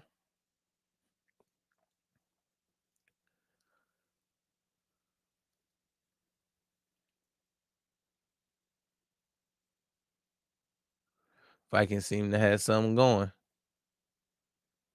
You're gonna take the momentum that they got on that flag, turn it into points. They already in field goal range, so let's see if they can punch it in.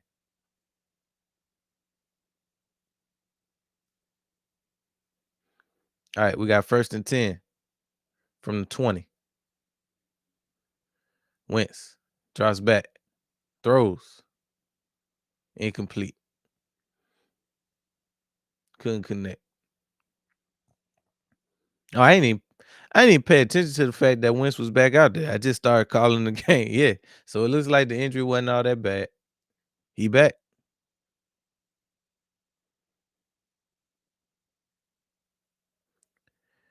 Yeah. That would have been an amazing catch if Jefferson could have made it. But he gave him a chance. It's 50-50 ball. They call them 50-50 balls for a reason. Because it's hands off to Madison on the edge. Madison Oh, he got loose. First down.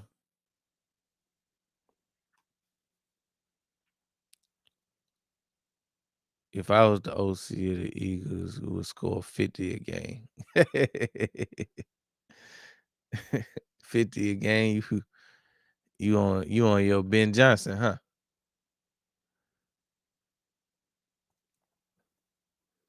I think once we figure out once we get the line healthy, we'll start to see a change as well. Like obviously the play calling needs to get better, but the offensive line is just as bad, has been just as bad as the play calling. Wentz throws wide open. Well, he wasn't wide open, he was open. Didn't get in. Wentz hit Oliver on the boot. Got about 2 on that one. So it brings up a second and goal.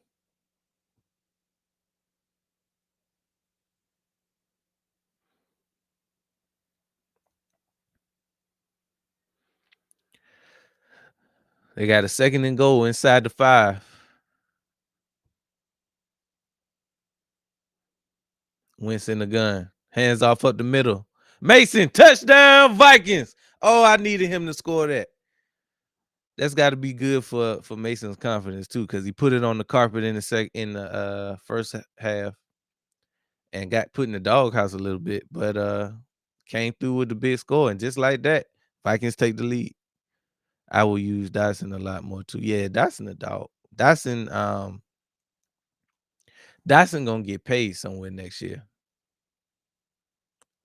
All we need to do is get her some options. That's actually got a chance to get open. Facts.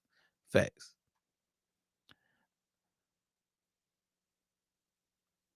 Kick is up. It's good. So the Vikings went ahead and took the lead 14-10. Let's see if they can keep it. Dylan Gabriel has not looked bad, so let's see.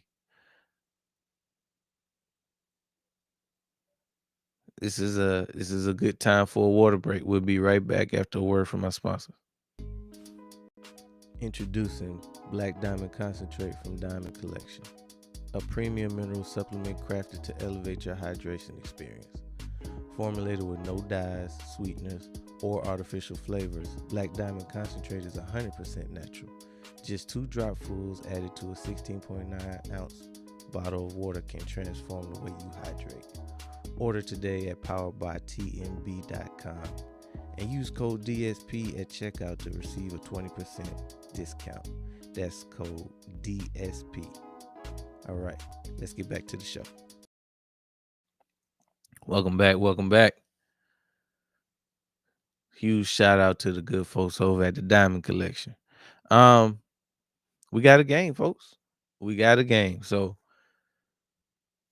the Vikings marched down the field, aided by the one penalty. They got, I don't know if they got, yeah, they did. They got fortunate on that one because the Browns actually had them off the field, but it was a pass interference called on whoever was guarding Jefferson, kept him on the field, and they turned it into points.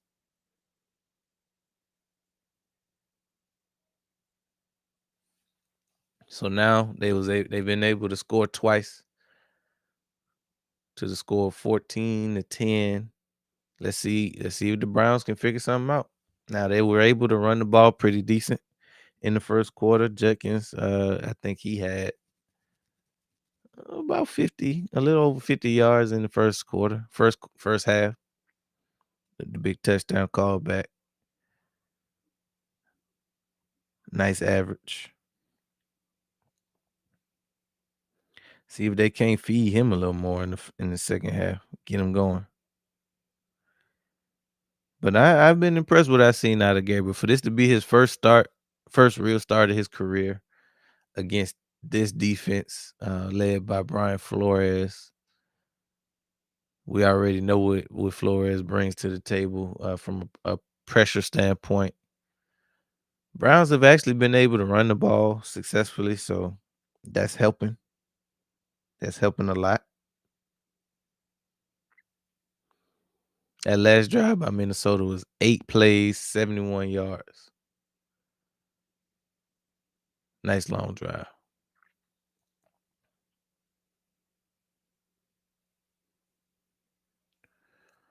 All right, they caught the return at the 32, getting stopped at the 32. But yeah, Rod, to your point about giving her options, it's just like how we looked in the first half against the Bucks offensively, specifically the second drive, the second drive of the game for us against the Bucks is how we could look for the rest of the year. Now I'm hopeful. We'll see. All right, we got 1st and 10 with Gabriel on the center. Hands off to Judkins. Judkins getting loose. He got the first down, but we also got dirty laundry in the game. So it's probably gonna be again pushback. Illegal formation. It's a 5-yard penalty, I think.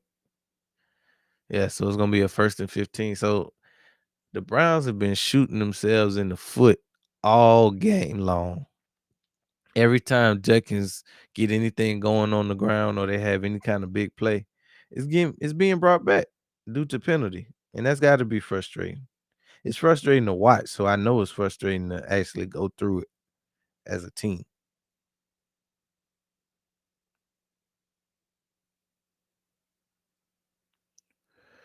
All right, so we got 1st and 15 with Gabriel in the gun.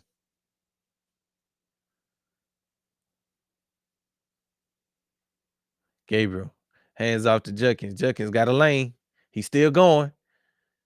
He almost got the first. See, Judkins been getting off. I'm so glad I picked him up. I can't believe that he was still available in one of my leagues. But yeah, I picked him up um, a couple weeks ago, and he had a good game last week.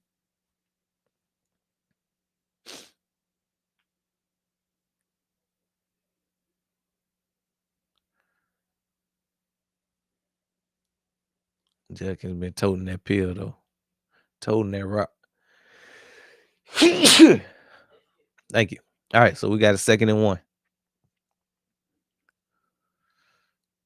Cleveland hands off to Judkins again. First down, baby.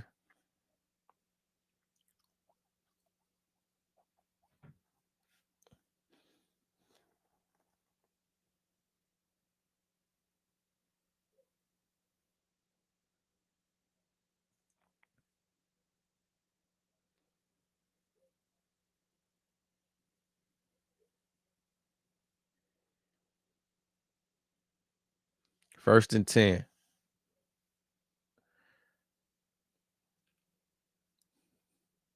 Browns. Feed him again. Judkins been getting off so far. Feed him again. Got another gain of about 7. If it ain't broke, don't try to fix it.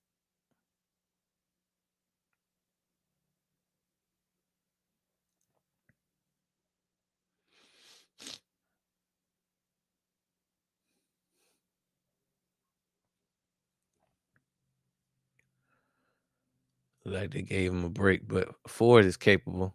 All right, 2nd and 3.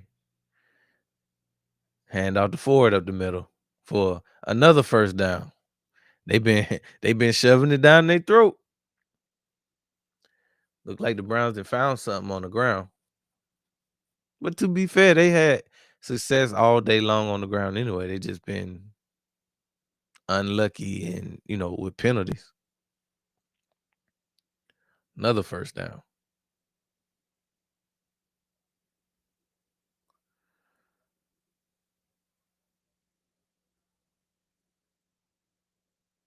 Okay, so they've been pretty even. 19 runs to 22 passes called.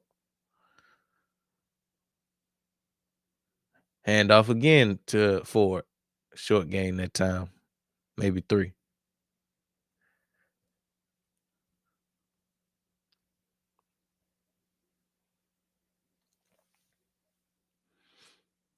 2nd and 7.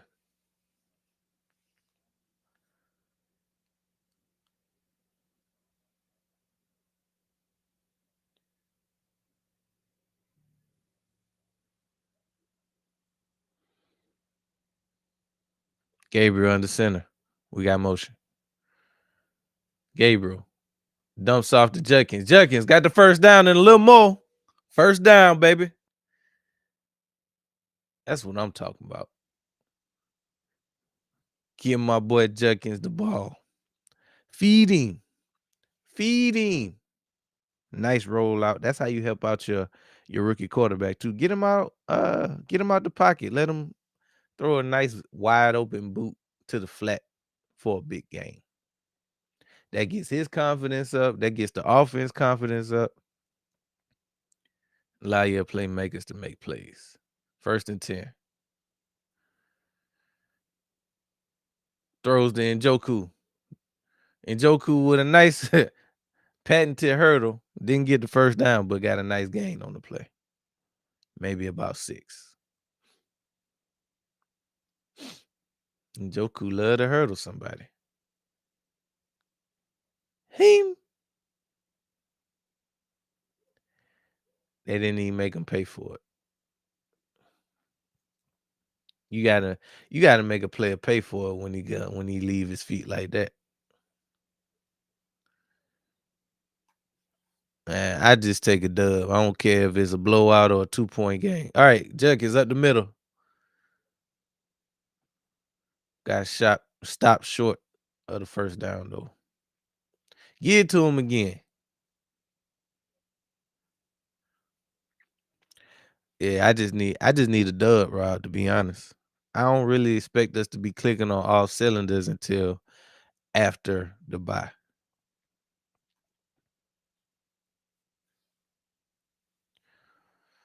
Trying to go 5-0, baby. Trying to go 5-0. All right. They got a 3rd and 1. Gabriel in the gun. Hands off to Judkins. Judkins stopped short. Didn't get it. But I appreciate them still committing to the ground because they've been pretty successful with it. Looks like they're going to go for it.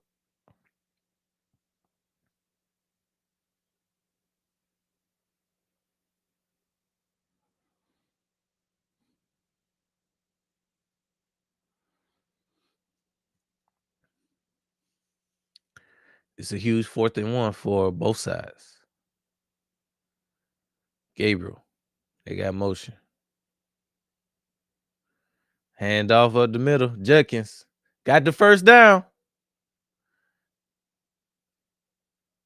Go ahead and get him in the end zone, man. Why not?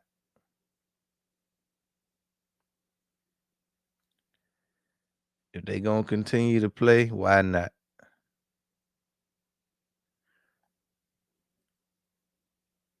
Hell of a play by Judkins to stay up. Because he did get hit before he got to that first down. All right, so we got 1st and goal right inside. Let's call it the 9-yard line. Gabriel hands off to Judkins up the middle. Stonewall, no gain.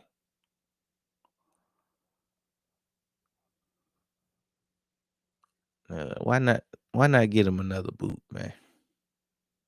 See if we can't get somebody on the edge for an easy tub.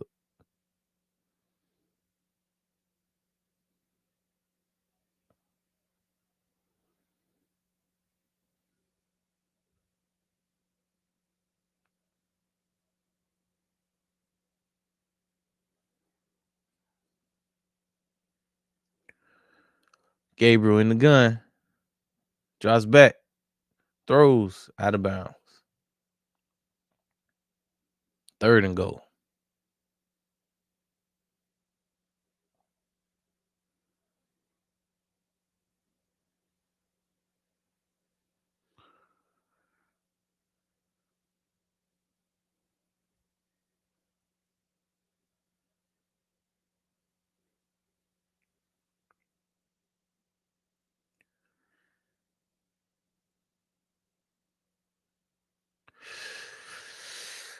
All right. Gabriel in the gun. Throws. Njoku, touchdown. Browns able to take the lead, baby. Hell of a drive by the Browns. They stuck to the running game till they got to the red zone and then snuck one in.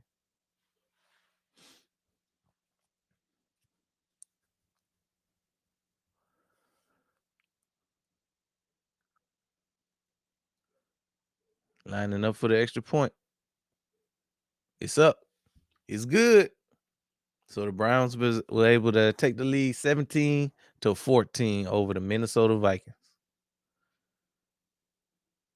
Two huge catches on that drive by Njoku.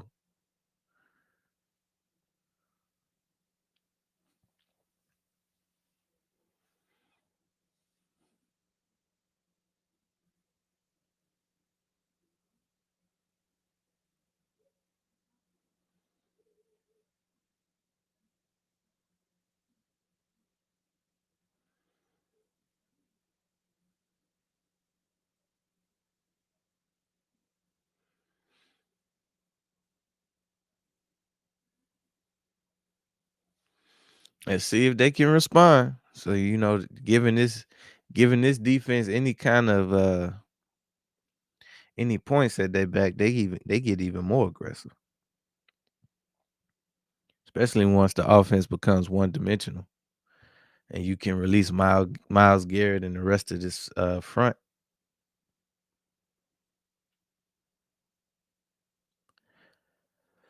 Wentz does like to hold on to the ball too. Mm-hmm. We'll see. It's only a 3-point lead. It's a good game so far, though.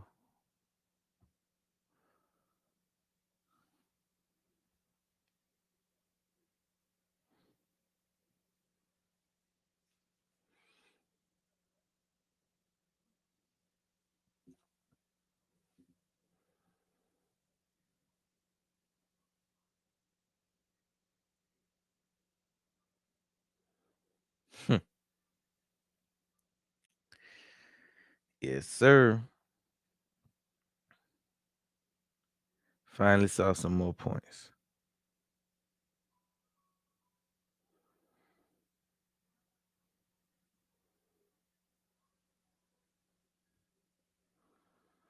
Still, it's been kind of quiet by Justin Jefferson. This is a chance for him to get off. Of course, Mason only had 37 yards so far. He did get the touchdown, but he had the early fumble that kind of kept him sidelined for a couple series. So we'll see.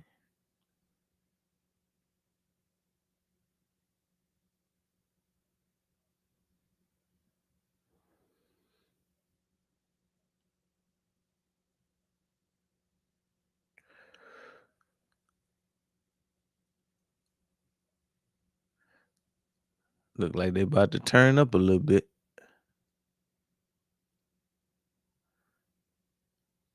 All right, they kicked off. Vikings return to 25. That's it.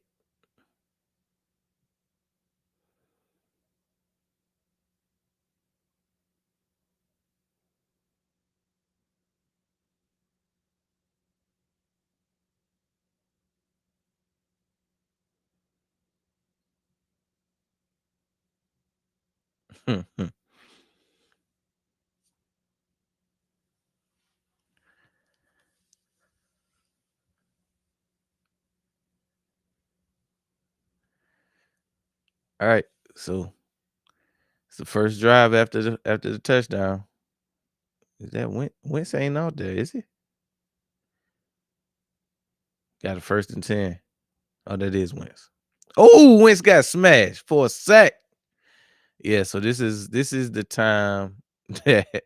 This is the time for how did he win that quick? Number 91 smashed him. on the blind side. Oh, he just beat the hell out of the tackle. Yeah, he didn't stand a chance. The right tackle got beat like a Cherokee drum. Sack. Now, I also had a Browns defense starting, so this would be an excellent time for them to get off the field. 2nd and 18. Wentz throws short for a very short game. Uh-oh. Mason looked like he could be hurt. Dang it. He ain't moving. He ain't got up yet.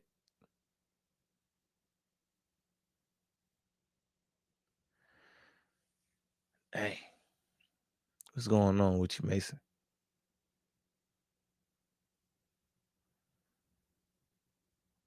Whenever they do get back, they coming back to a 3rd and 17, so it's look like the momentum is all on the Brown side right now.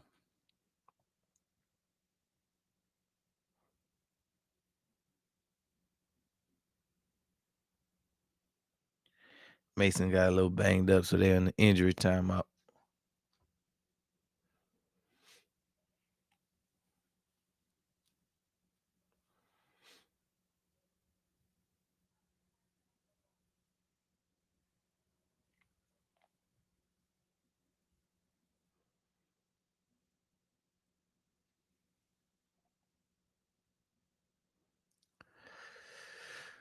But yeah, if I can get this Browns defense to start turning up,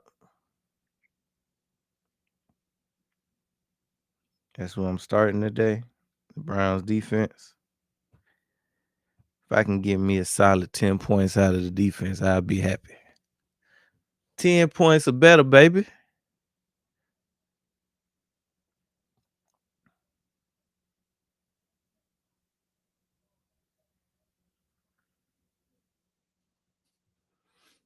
We're getting down to the nitty-gritty. The more this game progresses, the closer we get to the 1 o'clock games, baby. That's right. Y'all already know what's on deck.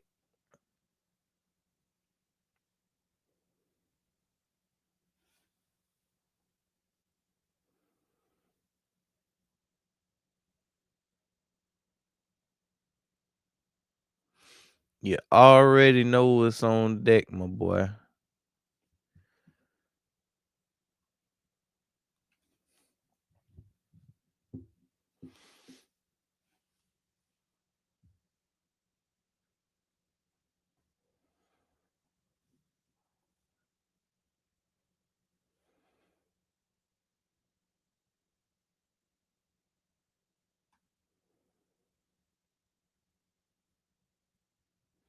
Make sure I got my thumbnails ready now.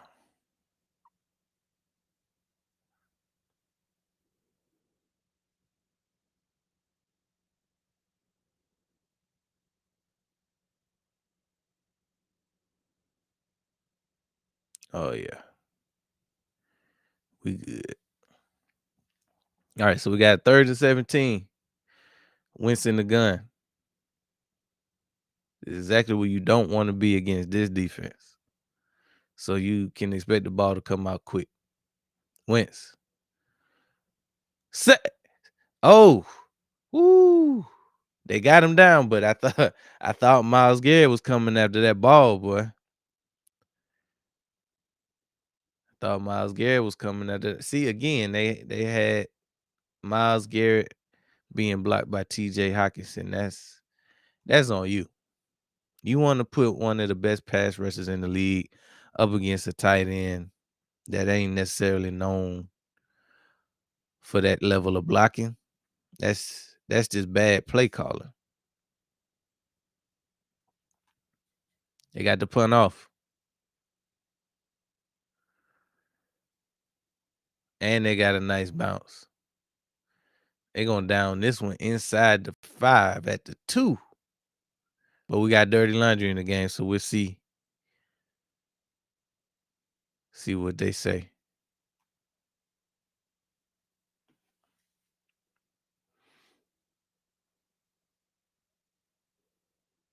They got a holding on the receiving team. I mean, the thing about it is you already got the ball at the at the 2. What they gonna put the ball at the 1?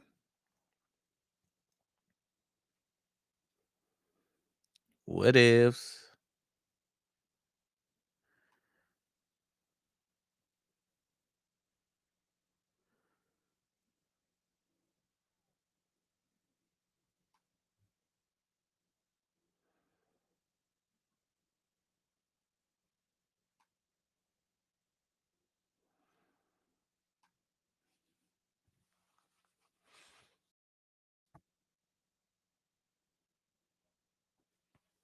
Yeah, once you get, like, pinned inside your own goal line, penalties don't even hit the same.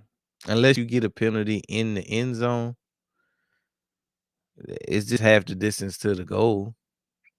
So if you at the 2, you probably gonna get it at the 1. Not much difference. Even though it is a game of inches. Why does boy mouth in the middle of his chest? It's a weird commercial.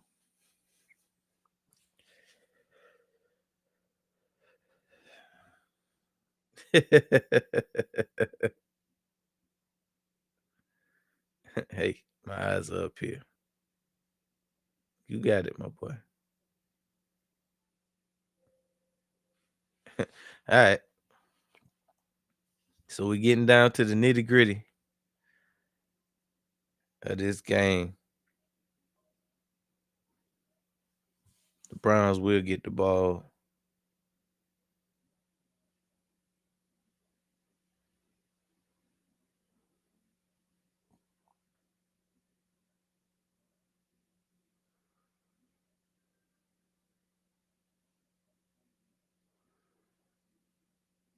Browns gonna get the ball inside their own 5.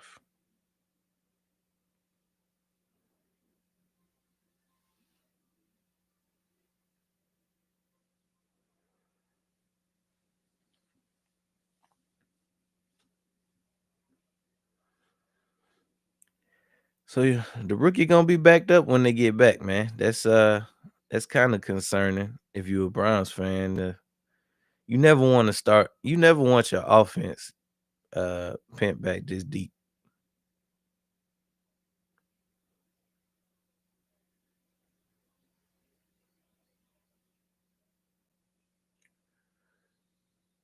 First and 10. Hand off to Judkins up the middle. Short gain of about a yard.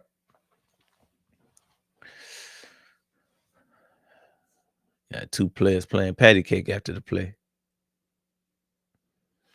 Got 2nd and 8.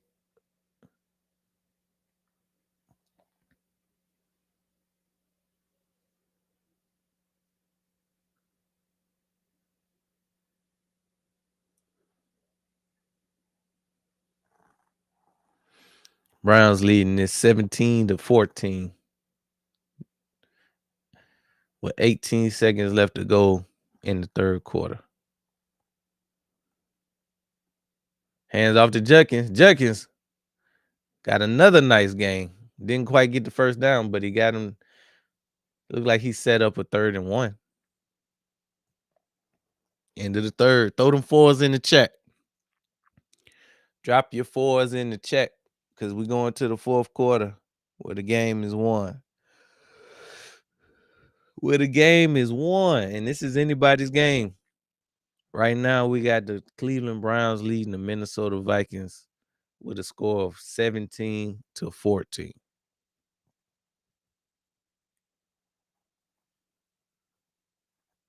It's anybody's game. See if the Browns can't figure it out.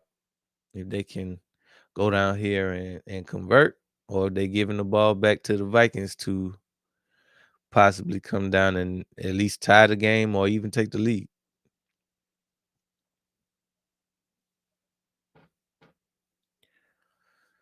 But if the Browns can kind of figure out, convert some of these first downs, possibly kick a field goal, uh,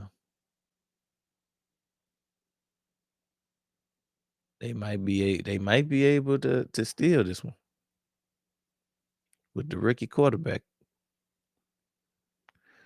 Dylan Gabriel has not been bad today, and this is a quality defensive opponent for him. Come in with a good game plan to commit to the run. They got some nice play action and boots off of the run.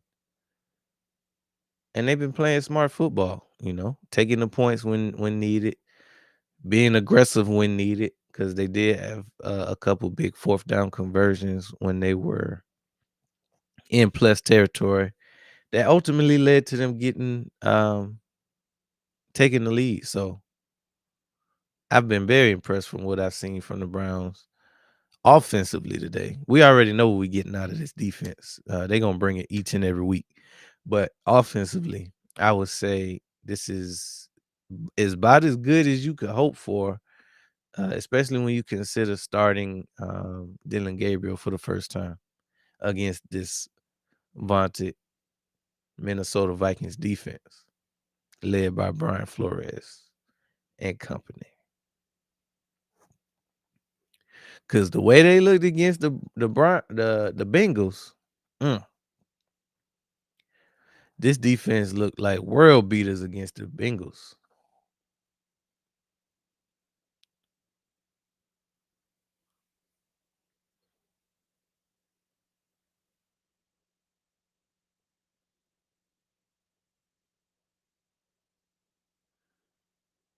They ran it with Judkins, but he didn't get it. Fourth down. I don't think he got it at least. Was that Judkins? Yeah, that was Judkins. Look like that's a fourth down. They're gonna have to punt it.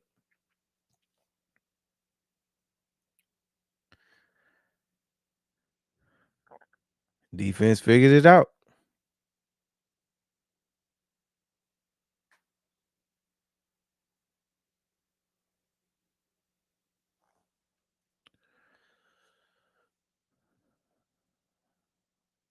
Punter standing in the end zone. He got it off. They catch it right outside the 50 and return it. Nice return in plus territory. Vikings are gonna have some nice field position. Let's see what they do with it. Because they just about in field goal range already without even running a play on offense.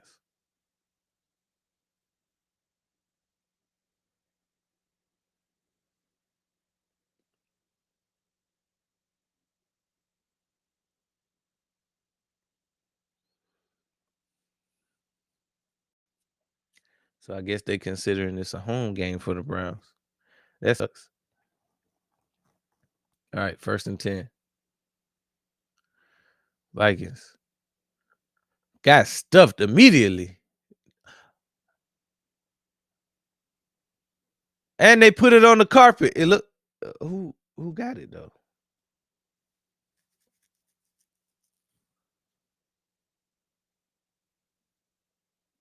That better not be Mason again. Okay, that was Scott this time. Yeah, Scott definitely gave it up. He got smashed in the backfield. But who got it?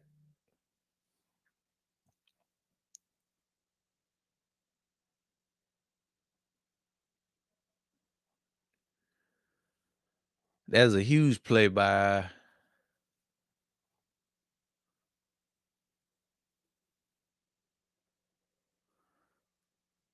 personal foul, unnecessary roughness. Browns got it back. The Browns got it back. Uh-oh.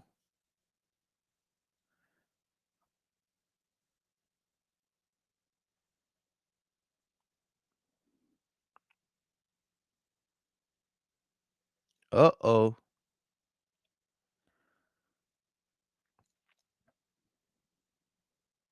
And I said I wanted the Browns to give me at least 10 points. They at 6.4 right now. They can come up with some more sacks before this game over with. That'll be much appreciated.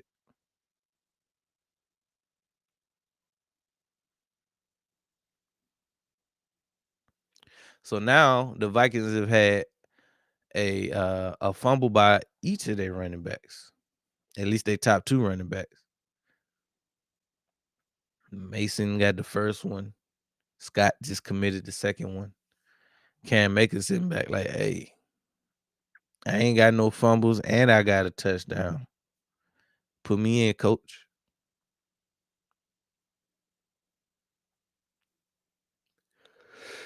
But it's also a reason why it's also a reason why he the third man on the depth chart. So, hey, see if the Browns can do something with it. That was a huge stop.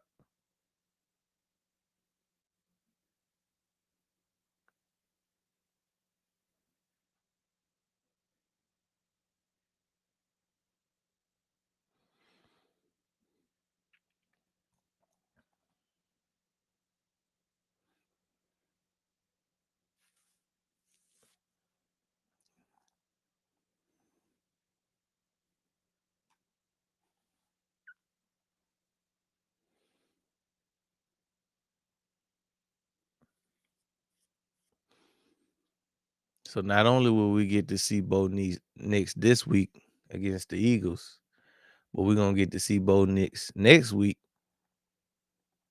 against the Jets, the winless Jets.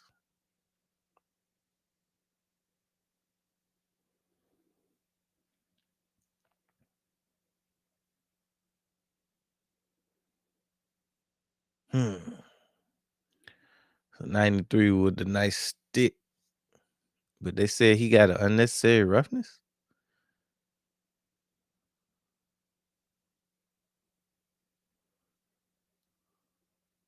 He got hurt. How he get an unnecessary roughness?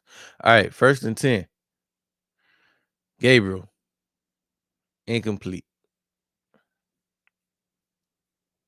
He had some immediate pressure in his face.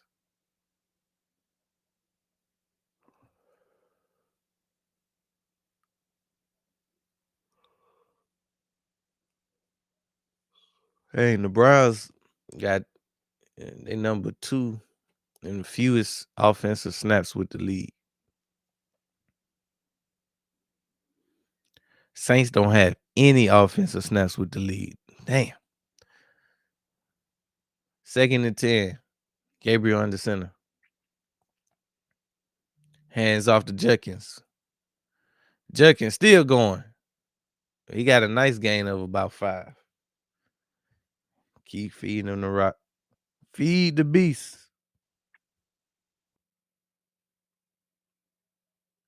Feed the beast, baby.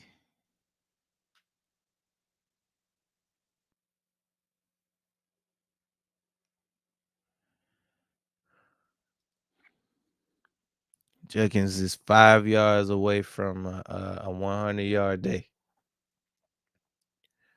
He should be able to get 5. All right, we got 3rd and 4. Gabriel in the gun. Gabriel drops back. Oh, he got out of 1 sack. Couldn't get out of the next one. 3rd down sack. Browns got a punt.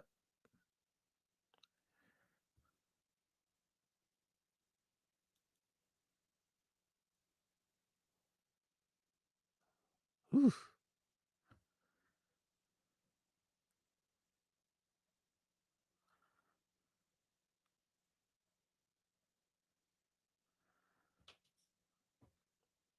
So the Browns waste that turnover, but at least they can potentially flip the field with this punt. They got it off.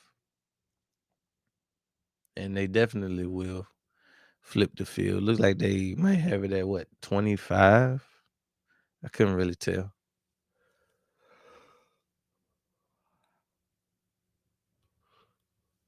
Vikings get another crack at it though. See what they do. Let's see what they do. This is another excellent time for a water break, but we'll be right back after a word from our sponsor. Introducing Black Diamond Concentrate from Diamond Collection. a premium mineral supplement crafted to elevate your hydration experience. Formulated with no dyes, sweeteners, or artificial flavors, Black Diamond Concentrate is 100% natural. Just 2 dropfuls added to a 16.9-ounce bottle of water can transform the way you hydrate. Order today at poweredbytmb.com and use code DSP at checkout to receive a 20% discount. That's code DSP. All right, let's get back to the show. Welcome back. Huge shout out to the good folks over at the Diamond Collection. It's still anybody's game. So the Browns, they got the big forced fumble, but they ended up not doing nothing with it and have to punt it back. So the Vikings will have a chance to either tie it, put more points on the board, or boot it back to the Browns. So we'll see. We shall see. Carson Wentz and the Vikings do when they get back. Looks like Azeez Ojulari will be active for the first time this season.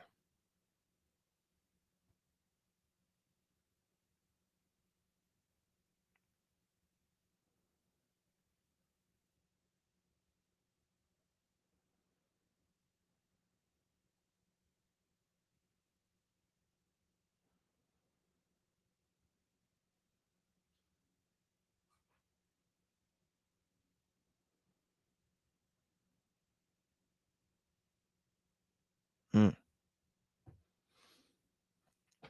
And Njoku been having a nice game so far. On my bench with 16 points. Ain't been doing nothing all year. But I mean, if he's gonna be a target for Dylan Gabriel, that could be something for me to look at.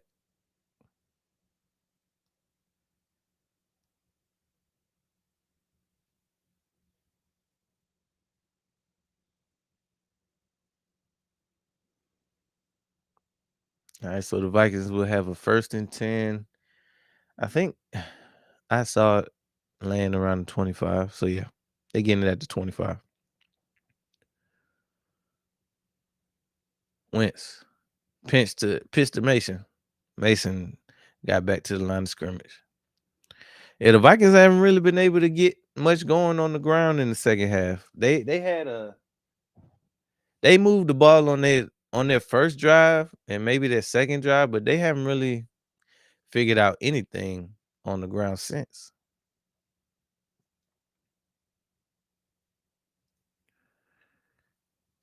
All right, we got a 2nd and 10. Wentz drops back, surveys, throws, incomplete. Tried to hit Addison.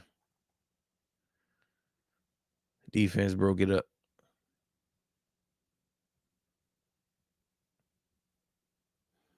Man, so they really be these players really be out here iced up playing football with grills in their mouth. Fascinating.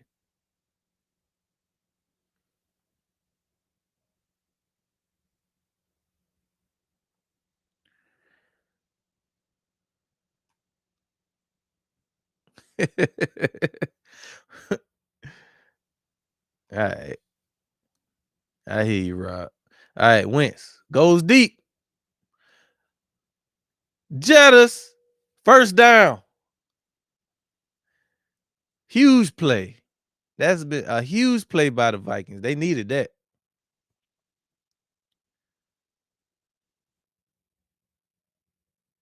Caught him in the zone. Shoot, I thought he was about to go all the way for a second. Beep. That was a good touchdown saving play by 33. If he don't make that tackle, throws to Jefferson again short. Ooh. Got a gain of about 5. He got smashed though. Shoot, continue to feed him. I need Jefferson to get off anyway.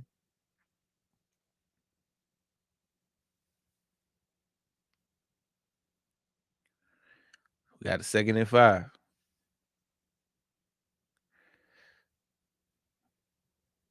Wentz under center.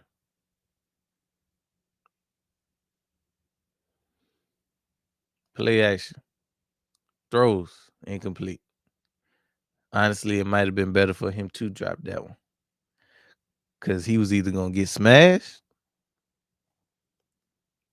or worse.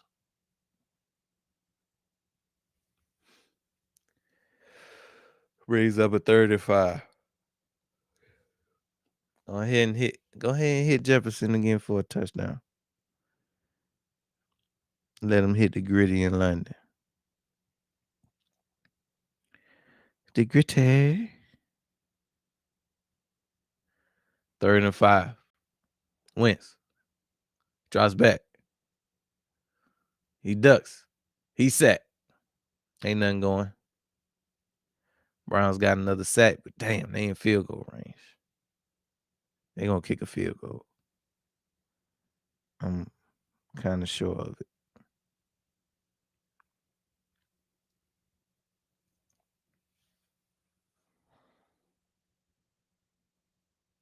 I mean, you kind of have to in this position, right? The way the game been going, tied up.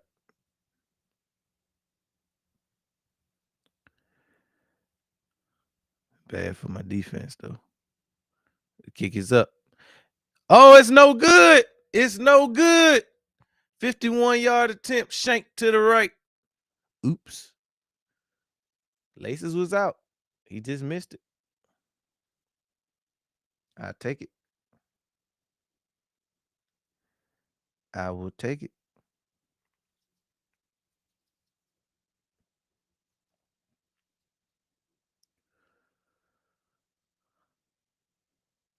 All right, so the Browns gonna get it back on the other side. I don't know what they're gonna do with it, but if they can get Judkins going again, because you got to think at this point they should be able to, if they can at least get a field goal, that'll be a nice little cushion. At this point in the fourth quarter.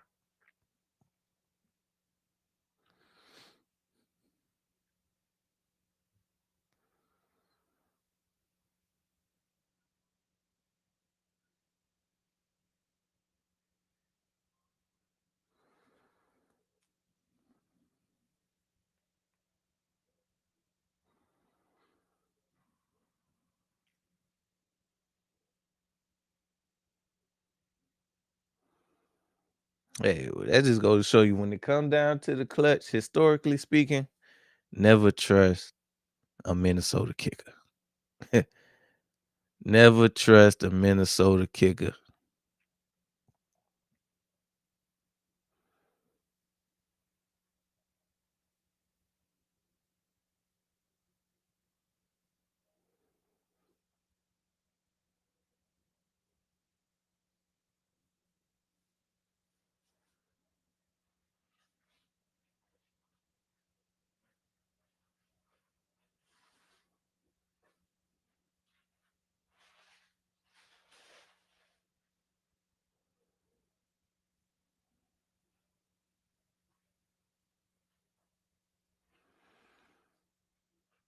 Damn.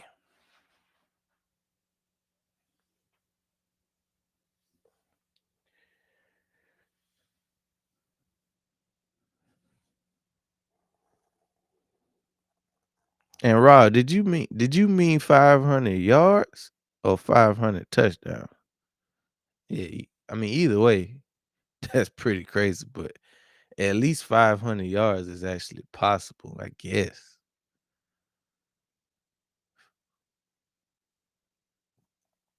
All right, 1st and 10. Gabriel under center. Hands off to Judkins. Lost a yard. And we got dirty laundry in the game. Looks like a hole. It's coming back. I mean, ain't nothing to come back. They probably. I guess the run didn't count. The best part about that run is that it didn't count.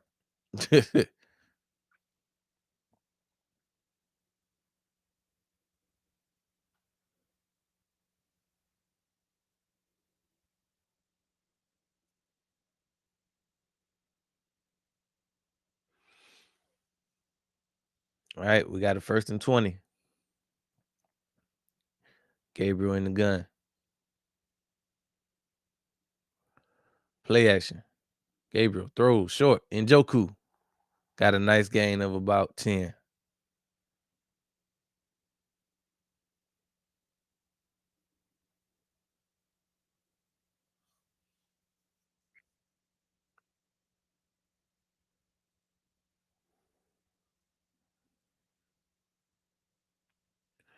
Second and 9.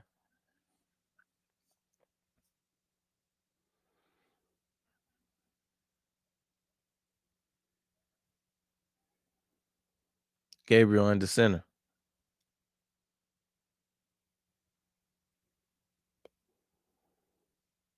Hands off to Judkins. Oh, Judkins hit that corner. He got the first down. Keep feeding the beast, man. I want about 30 from old Judd. I need about 30 from Judd now. He definitely cracked 100 yards.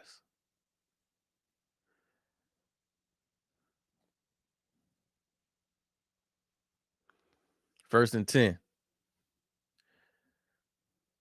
They're gonna hand it to him again. Nope. Play action.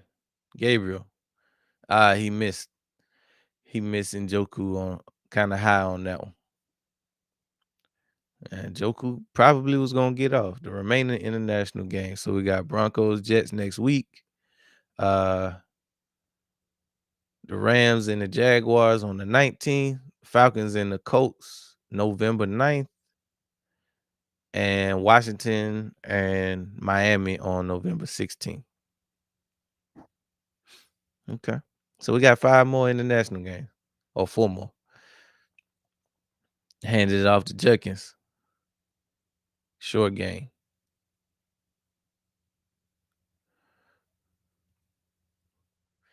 Yeah, Judkins been getting off, but if he'd have got that touchdown, he'd have went stupid.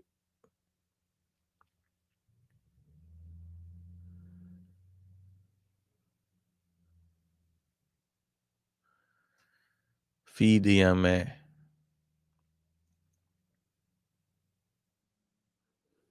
21 rushes for 112 yards. I take that every week. 3rd and 7. Gabriel in the gun. Gabriel drops back.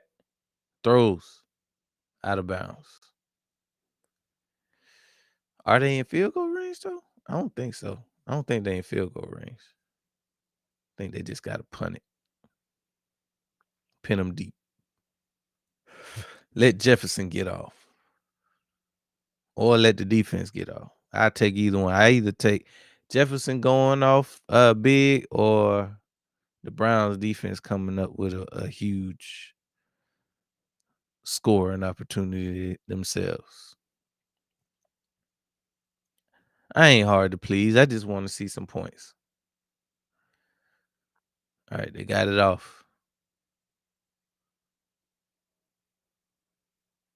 Oh, look like they pinned him. They pinned him inside the 2.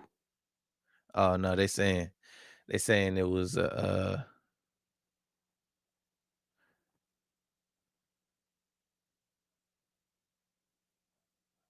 they they saying, oh yeah, his foot. So 31 was good, but when old boy came, which he didn't even have to, when he came and hopped on the ball, his momentum took him into the end zone. And that toe, he put a toe in the end zone.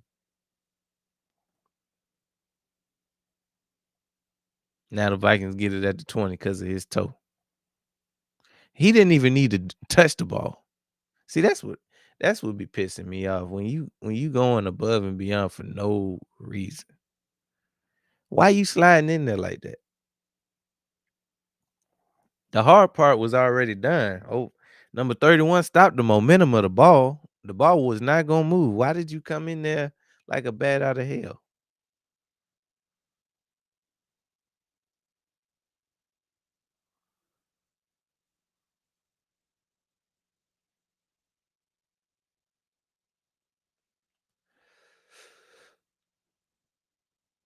All right, so the Vikings got a 1st and 10 at the 20-yard line. That toe, man. If he was about 4 sizes, if he was about 4 shoe sizes smaller, they'd been straight. All right, hand off to Mason. Mason got a short gain of about 4.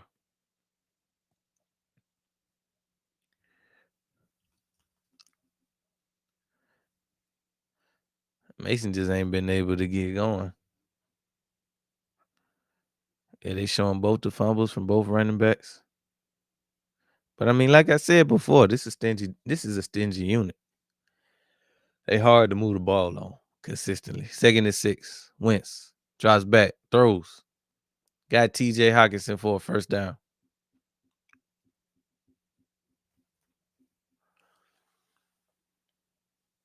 Stingy group.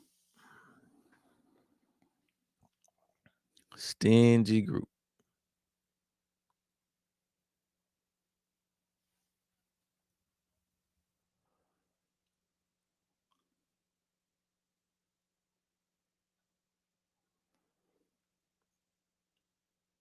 All right, so we got 5 minutes left in the fourth quarter.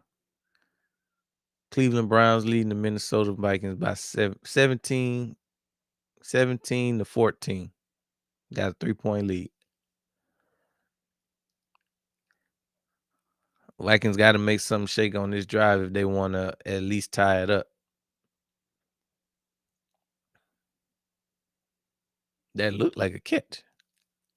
All right, it was 2nd and 5. Nice catch by Jordan Addison.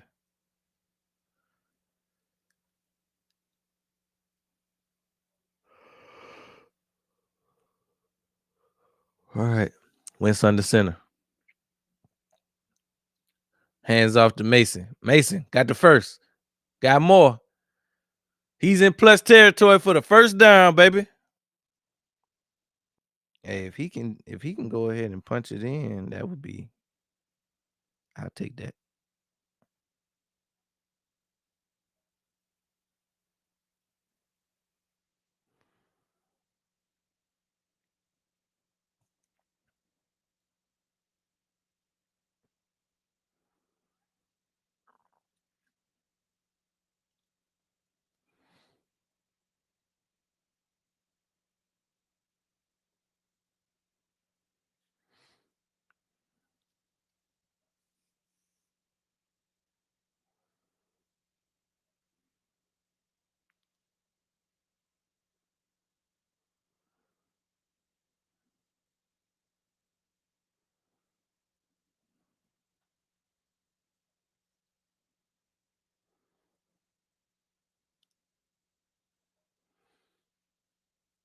All right, we just under 5 minutes.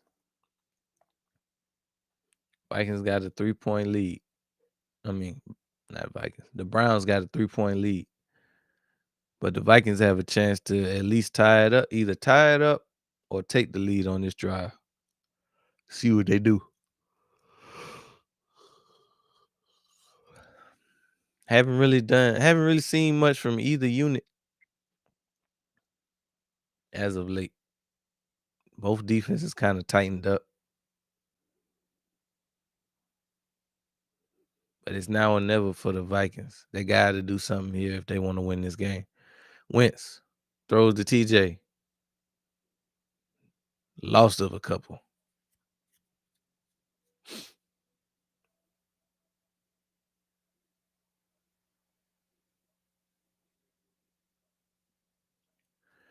Brings up a 3rd and 11, where you don't want to be on this defense.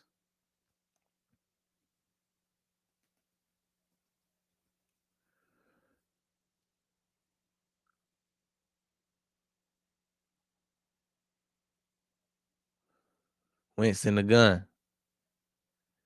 He drops back. Sack. Uh-oh, we got dirty laundry in the game. Let's see who this is on.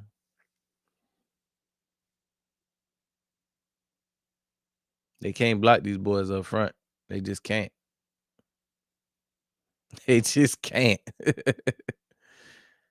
Collins got back there super easy with a nasty spin move.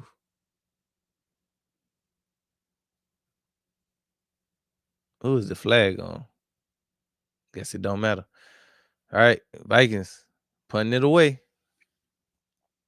And if y'all want to return it for a touchdown, I'm cool with that too. 40. They got to about the 41. Well, let's see if the Browns can't put the game away.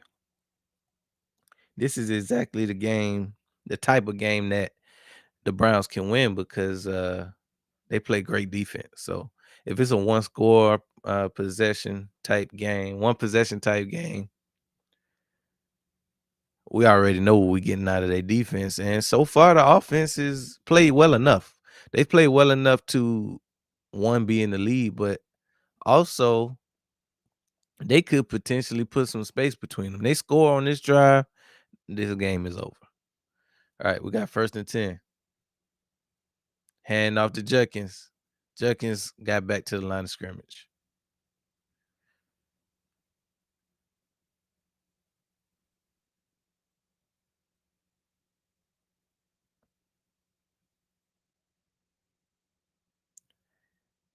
They got back to the line of scrimmage.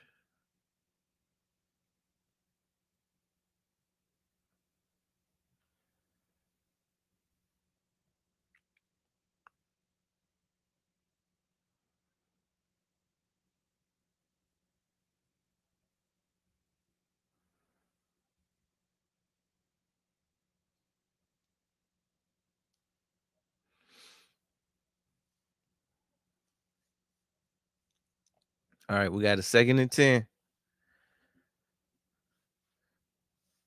Browns have been able to pretty much run the ball pretty effectively. Another handoff to Judkins, but it got stopped behind the line. All right, now y'all playing with my fantasy numbers. Now y'all playing with my fantasy numbers. Don't give it to Kenshawn Judkins if he can't go off for positive yardage.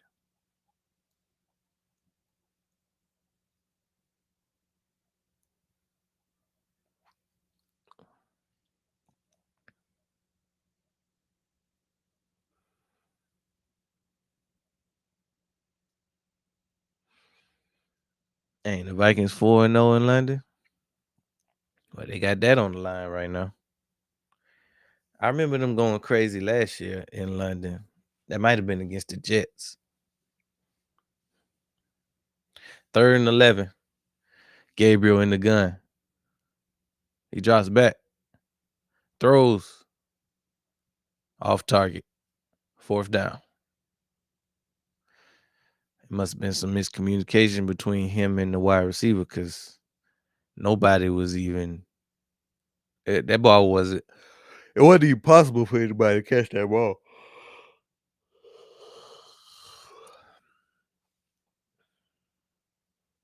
All right, 4th and 11. They got to punt it. It's all up to the defense, I guess. They've been holding it down for this long. Maybe they can come up with another takeaway. They got the punt off. Catches is at the 20.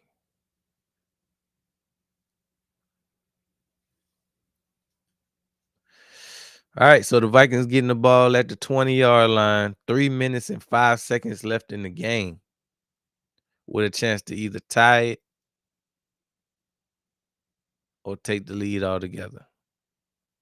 See if Wentz can find Justin Jefferson on this last drive when it matters the most.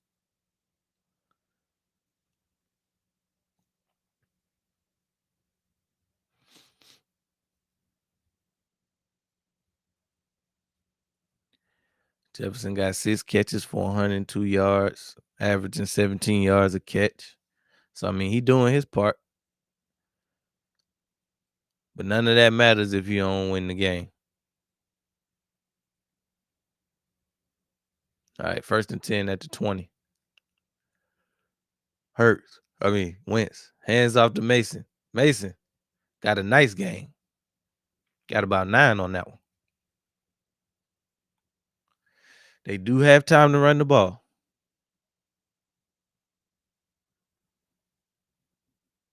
All right, Mason. I need this to be a Mason Jefferson drive. Mason and Jefferson. Wentz drops back, throws. Got a man. First down, Naylor. Got about 2:20 left on the clock.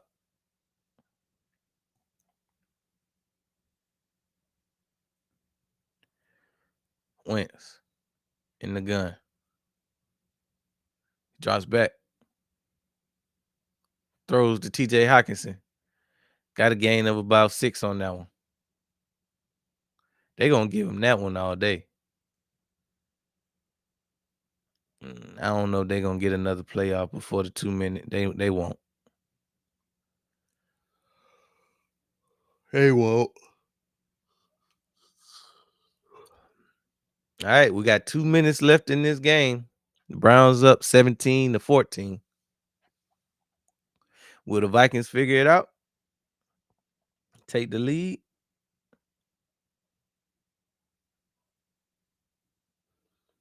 Or are they going to fold and lose this game to the Cleveland Browns?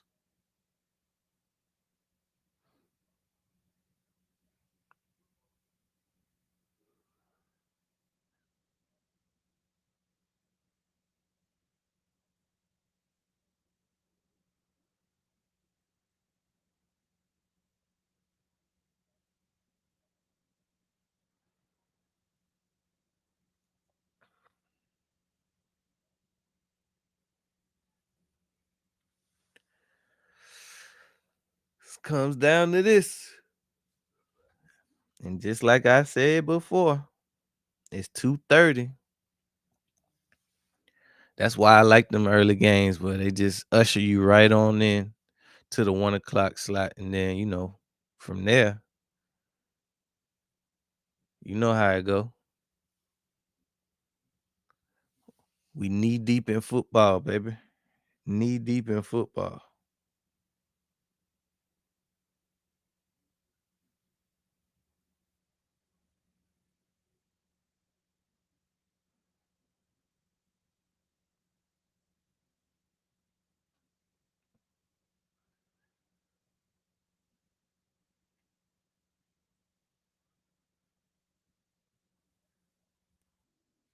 There you go. Oh, snap. There you go.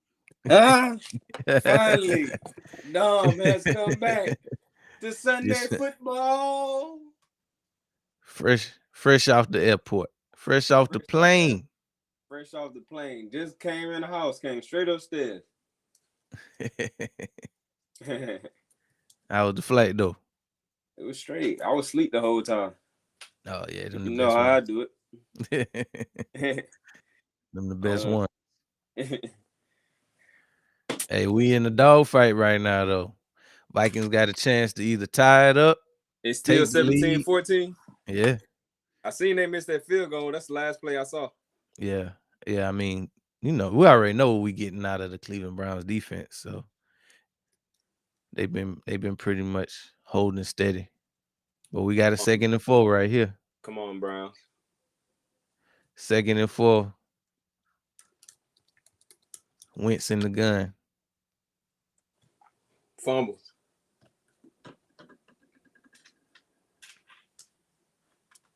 Dang. Throws. First down.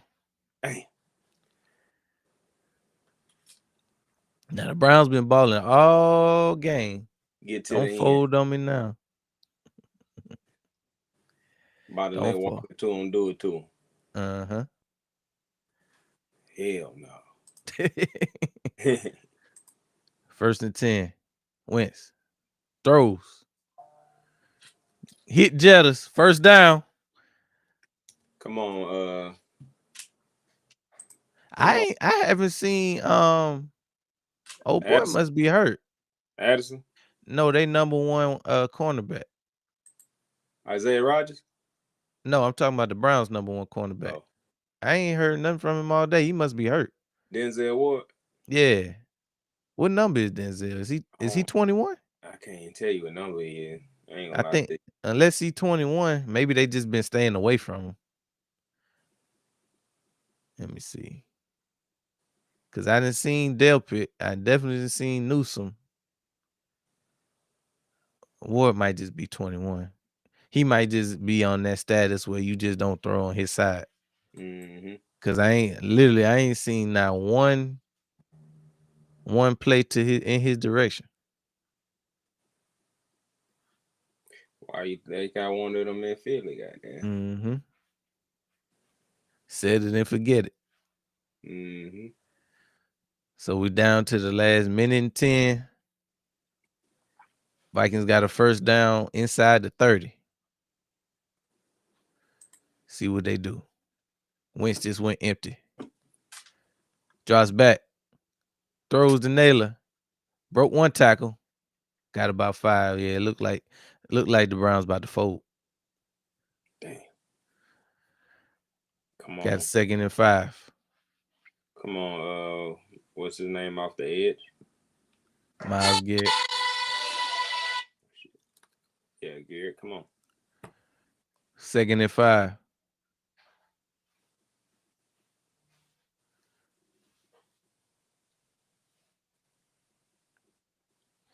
Wentz in the gun. Drops back. Throws short to Mason. Mason got tackled. All Are right, they let's counting that as a catch or are they saying it's incomplete? Yeah, they count it. It's 3rd and 3. go.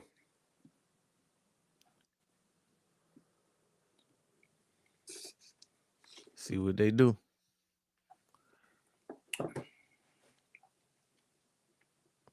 Down to the nitty gritty.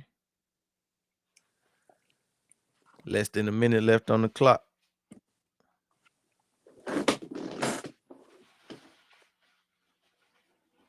Yeah, I really need the defense to come up with a damn turnover. Mm-hmm. So I'm starting the Browns defense. no, Yeah. They got me 7 so far. they about to get you some more big time turnover. Come on, Schwartz.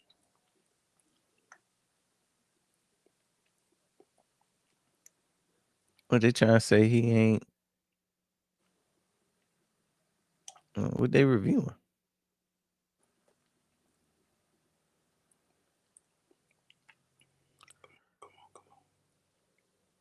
I'm trying to figure out what they looking for. They trying to say he came down inbound? Mm-hmm. Damn. First down. You got smacked too. Yeah, Denzel Ward number 21. Why the clock ain't running?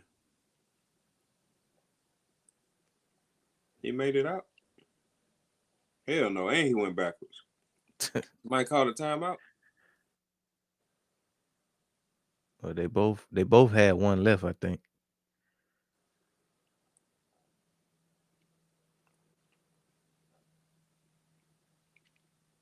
Oh yeah. Wait. Shit, I guess somebody called one. Cause ain't no way that clock ain't still running. They might have just called him out.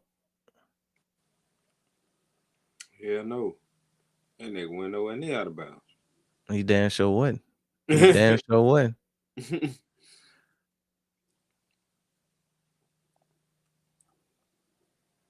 Yeah, the Browns called a timeout. Why? No idea. Throw it. Come on, get a tackle. Get a tackle. Tackle his ass. I gotta hold him to a field goal, man. Field goal or turnover. 1st and 10. Oh, I was about to say. 2nd and 5. They about to go to the end zone. They going to the end zone.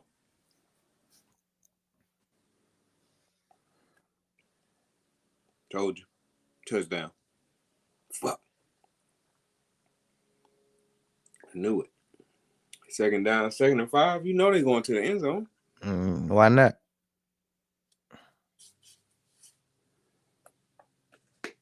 Who scored? Damn, then it was to Addison. I ain't even get the benefit. You got Jeff Yeah, I got Jefferson. ball game. Blouses. Damn, then it was on Ward. Or at least it appeared to be. Looked like they was in the zone. Could have been cover 2.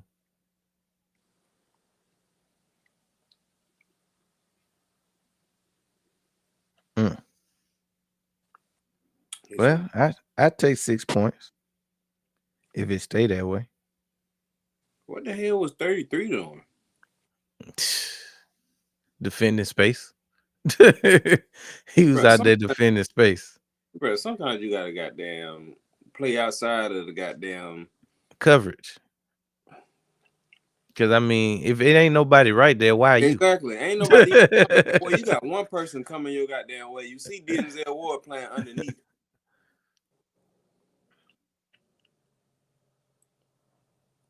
He didn't took the underneath away. What the hell is you doing? Yeah. He gave up way too much space on that one. He should have at least split the difference with his alignment. Like he lost that off alignment alone. Bullshit. They've been playing good defense all game just to get torn up by walking to him at the end. Walked it down on him. Must look like Pooh Shiesty out there.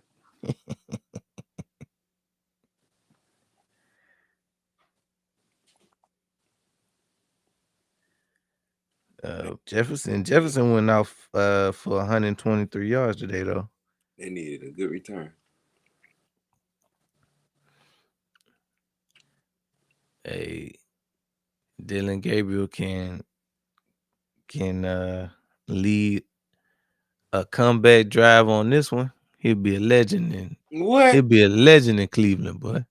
They'd be like Shador who, which they already saying that. Man, he lead him on the comeback. We ain't saying Shador. Not in Cleveland.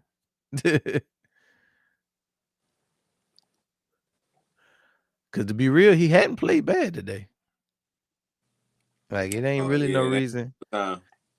It ain't no reason for him to be to get taken out. If they would have had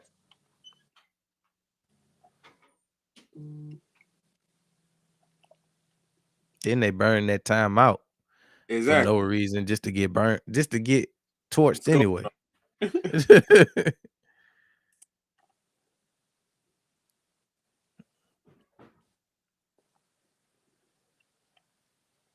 Ball game. Yeah. Yeah, but like I said, Gabriel ain't had no bad game. He did enough for his team to win. His defense just ran out of gas. And to be fair, they did get a long touchdown run called back. Judkins had broke loose for like 20, 30 yards. But got a holding penalty. So I mean, you know how it go. But that's neither here nor there, baby, because the real game about to come on that one. Got here just in time. What the hell going on?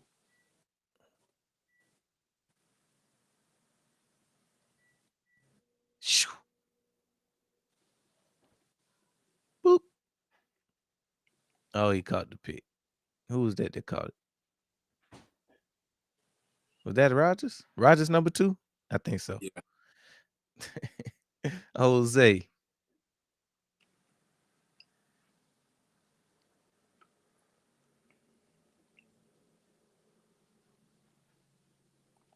They put 7 seconds back on the clock. For what?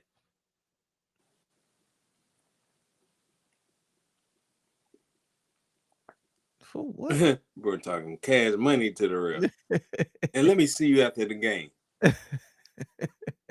Strike bastard. They hit the 49.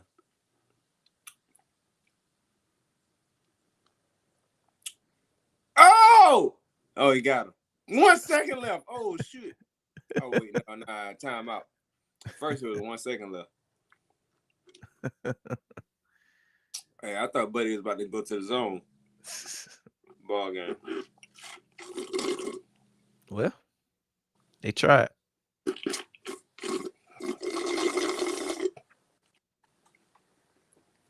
And it's moving bus. Sound like it. But he had nothing but the bottom of the net on that one.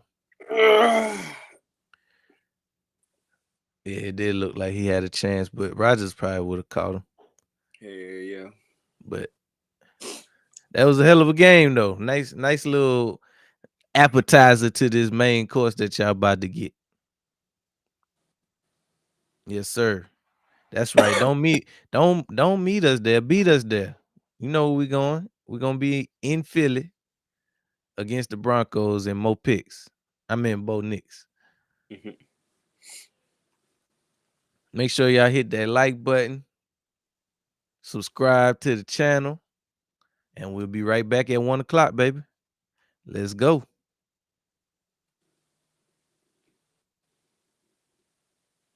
Oh, snap. Look like thing gone.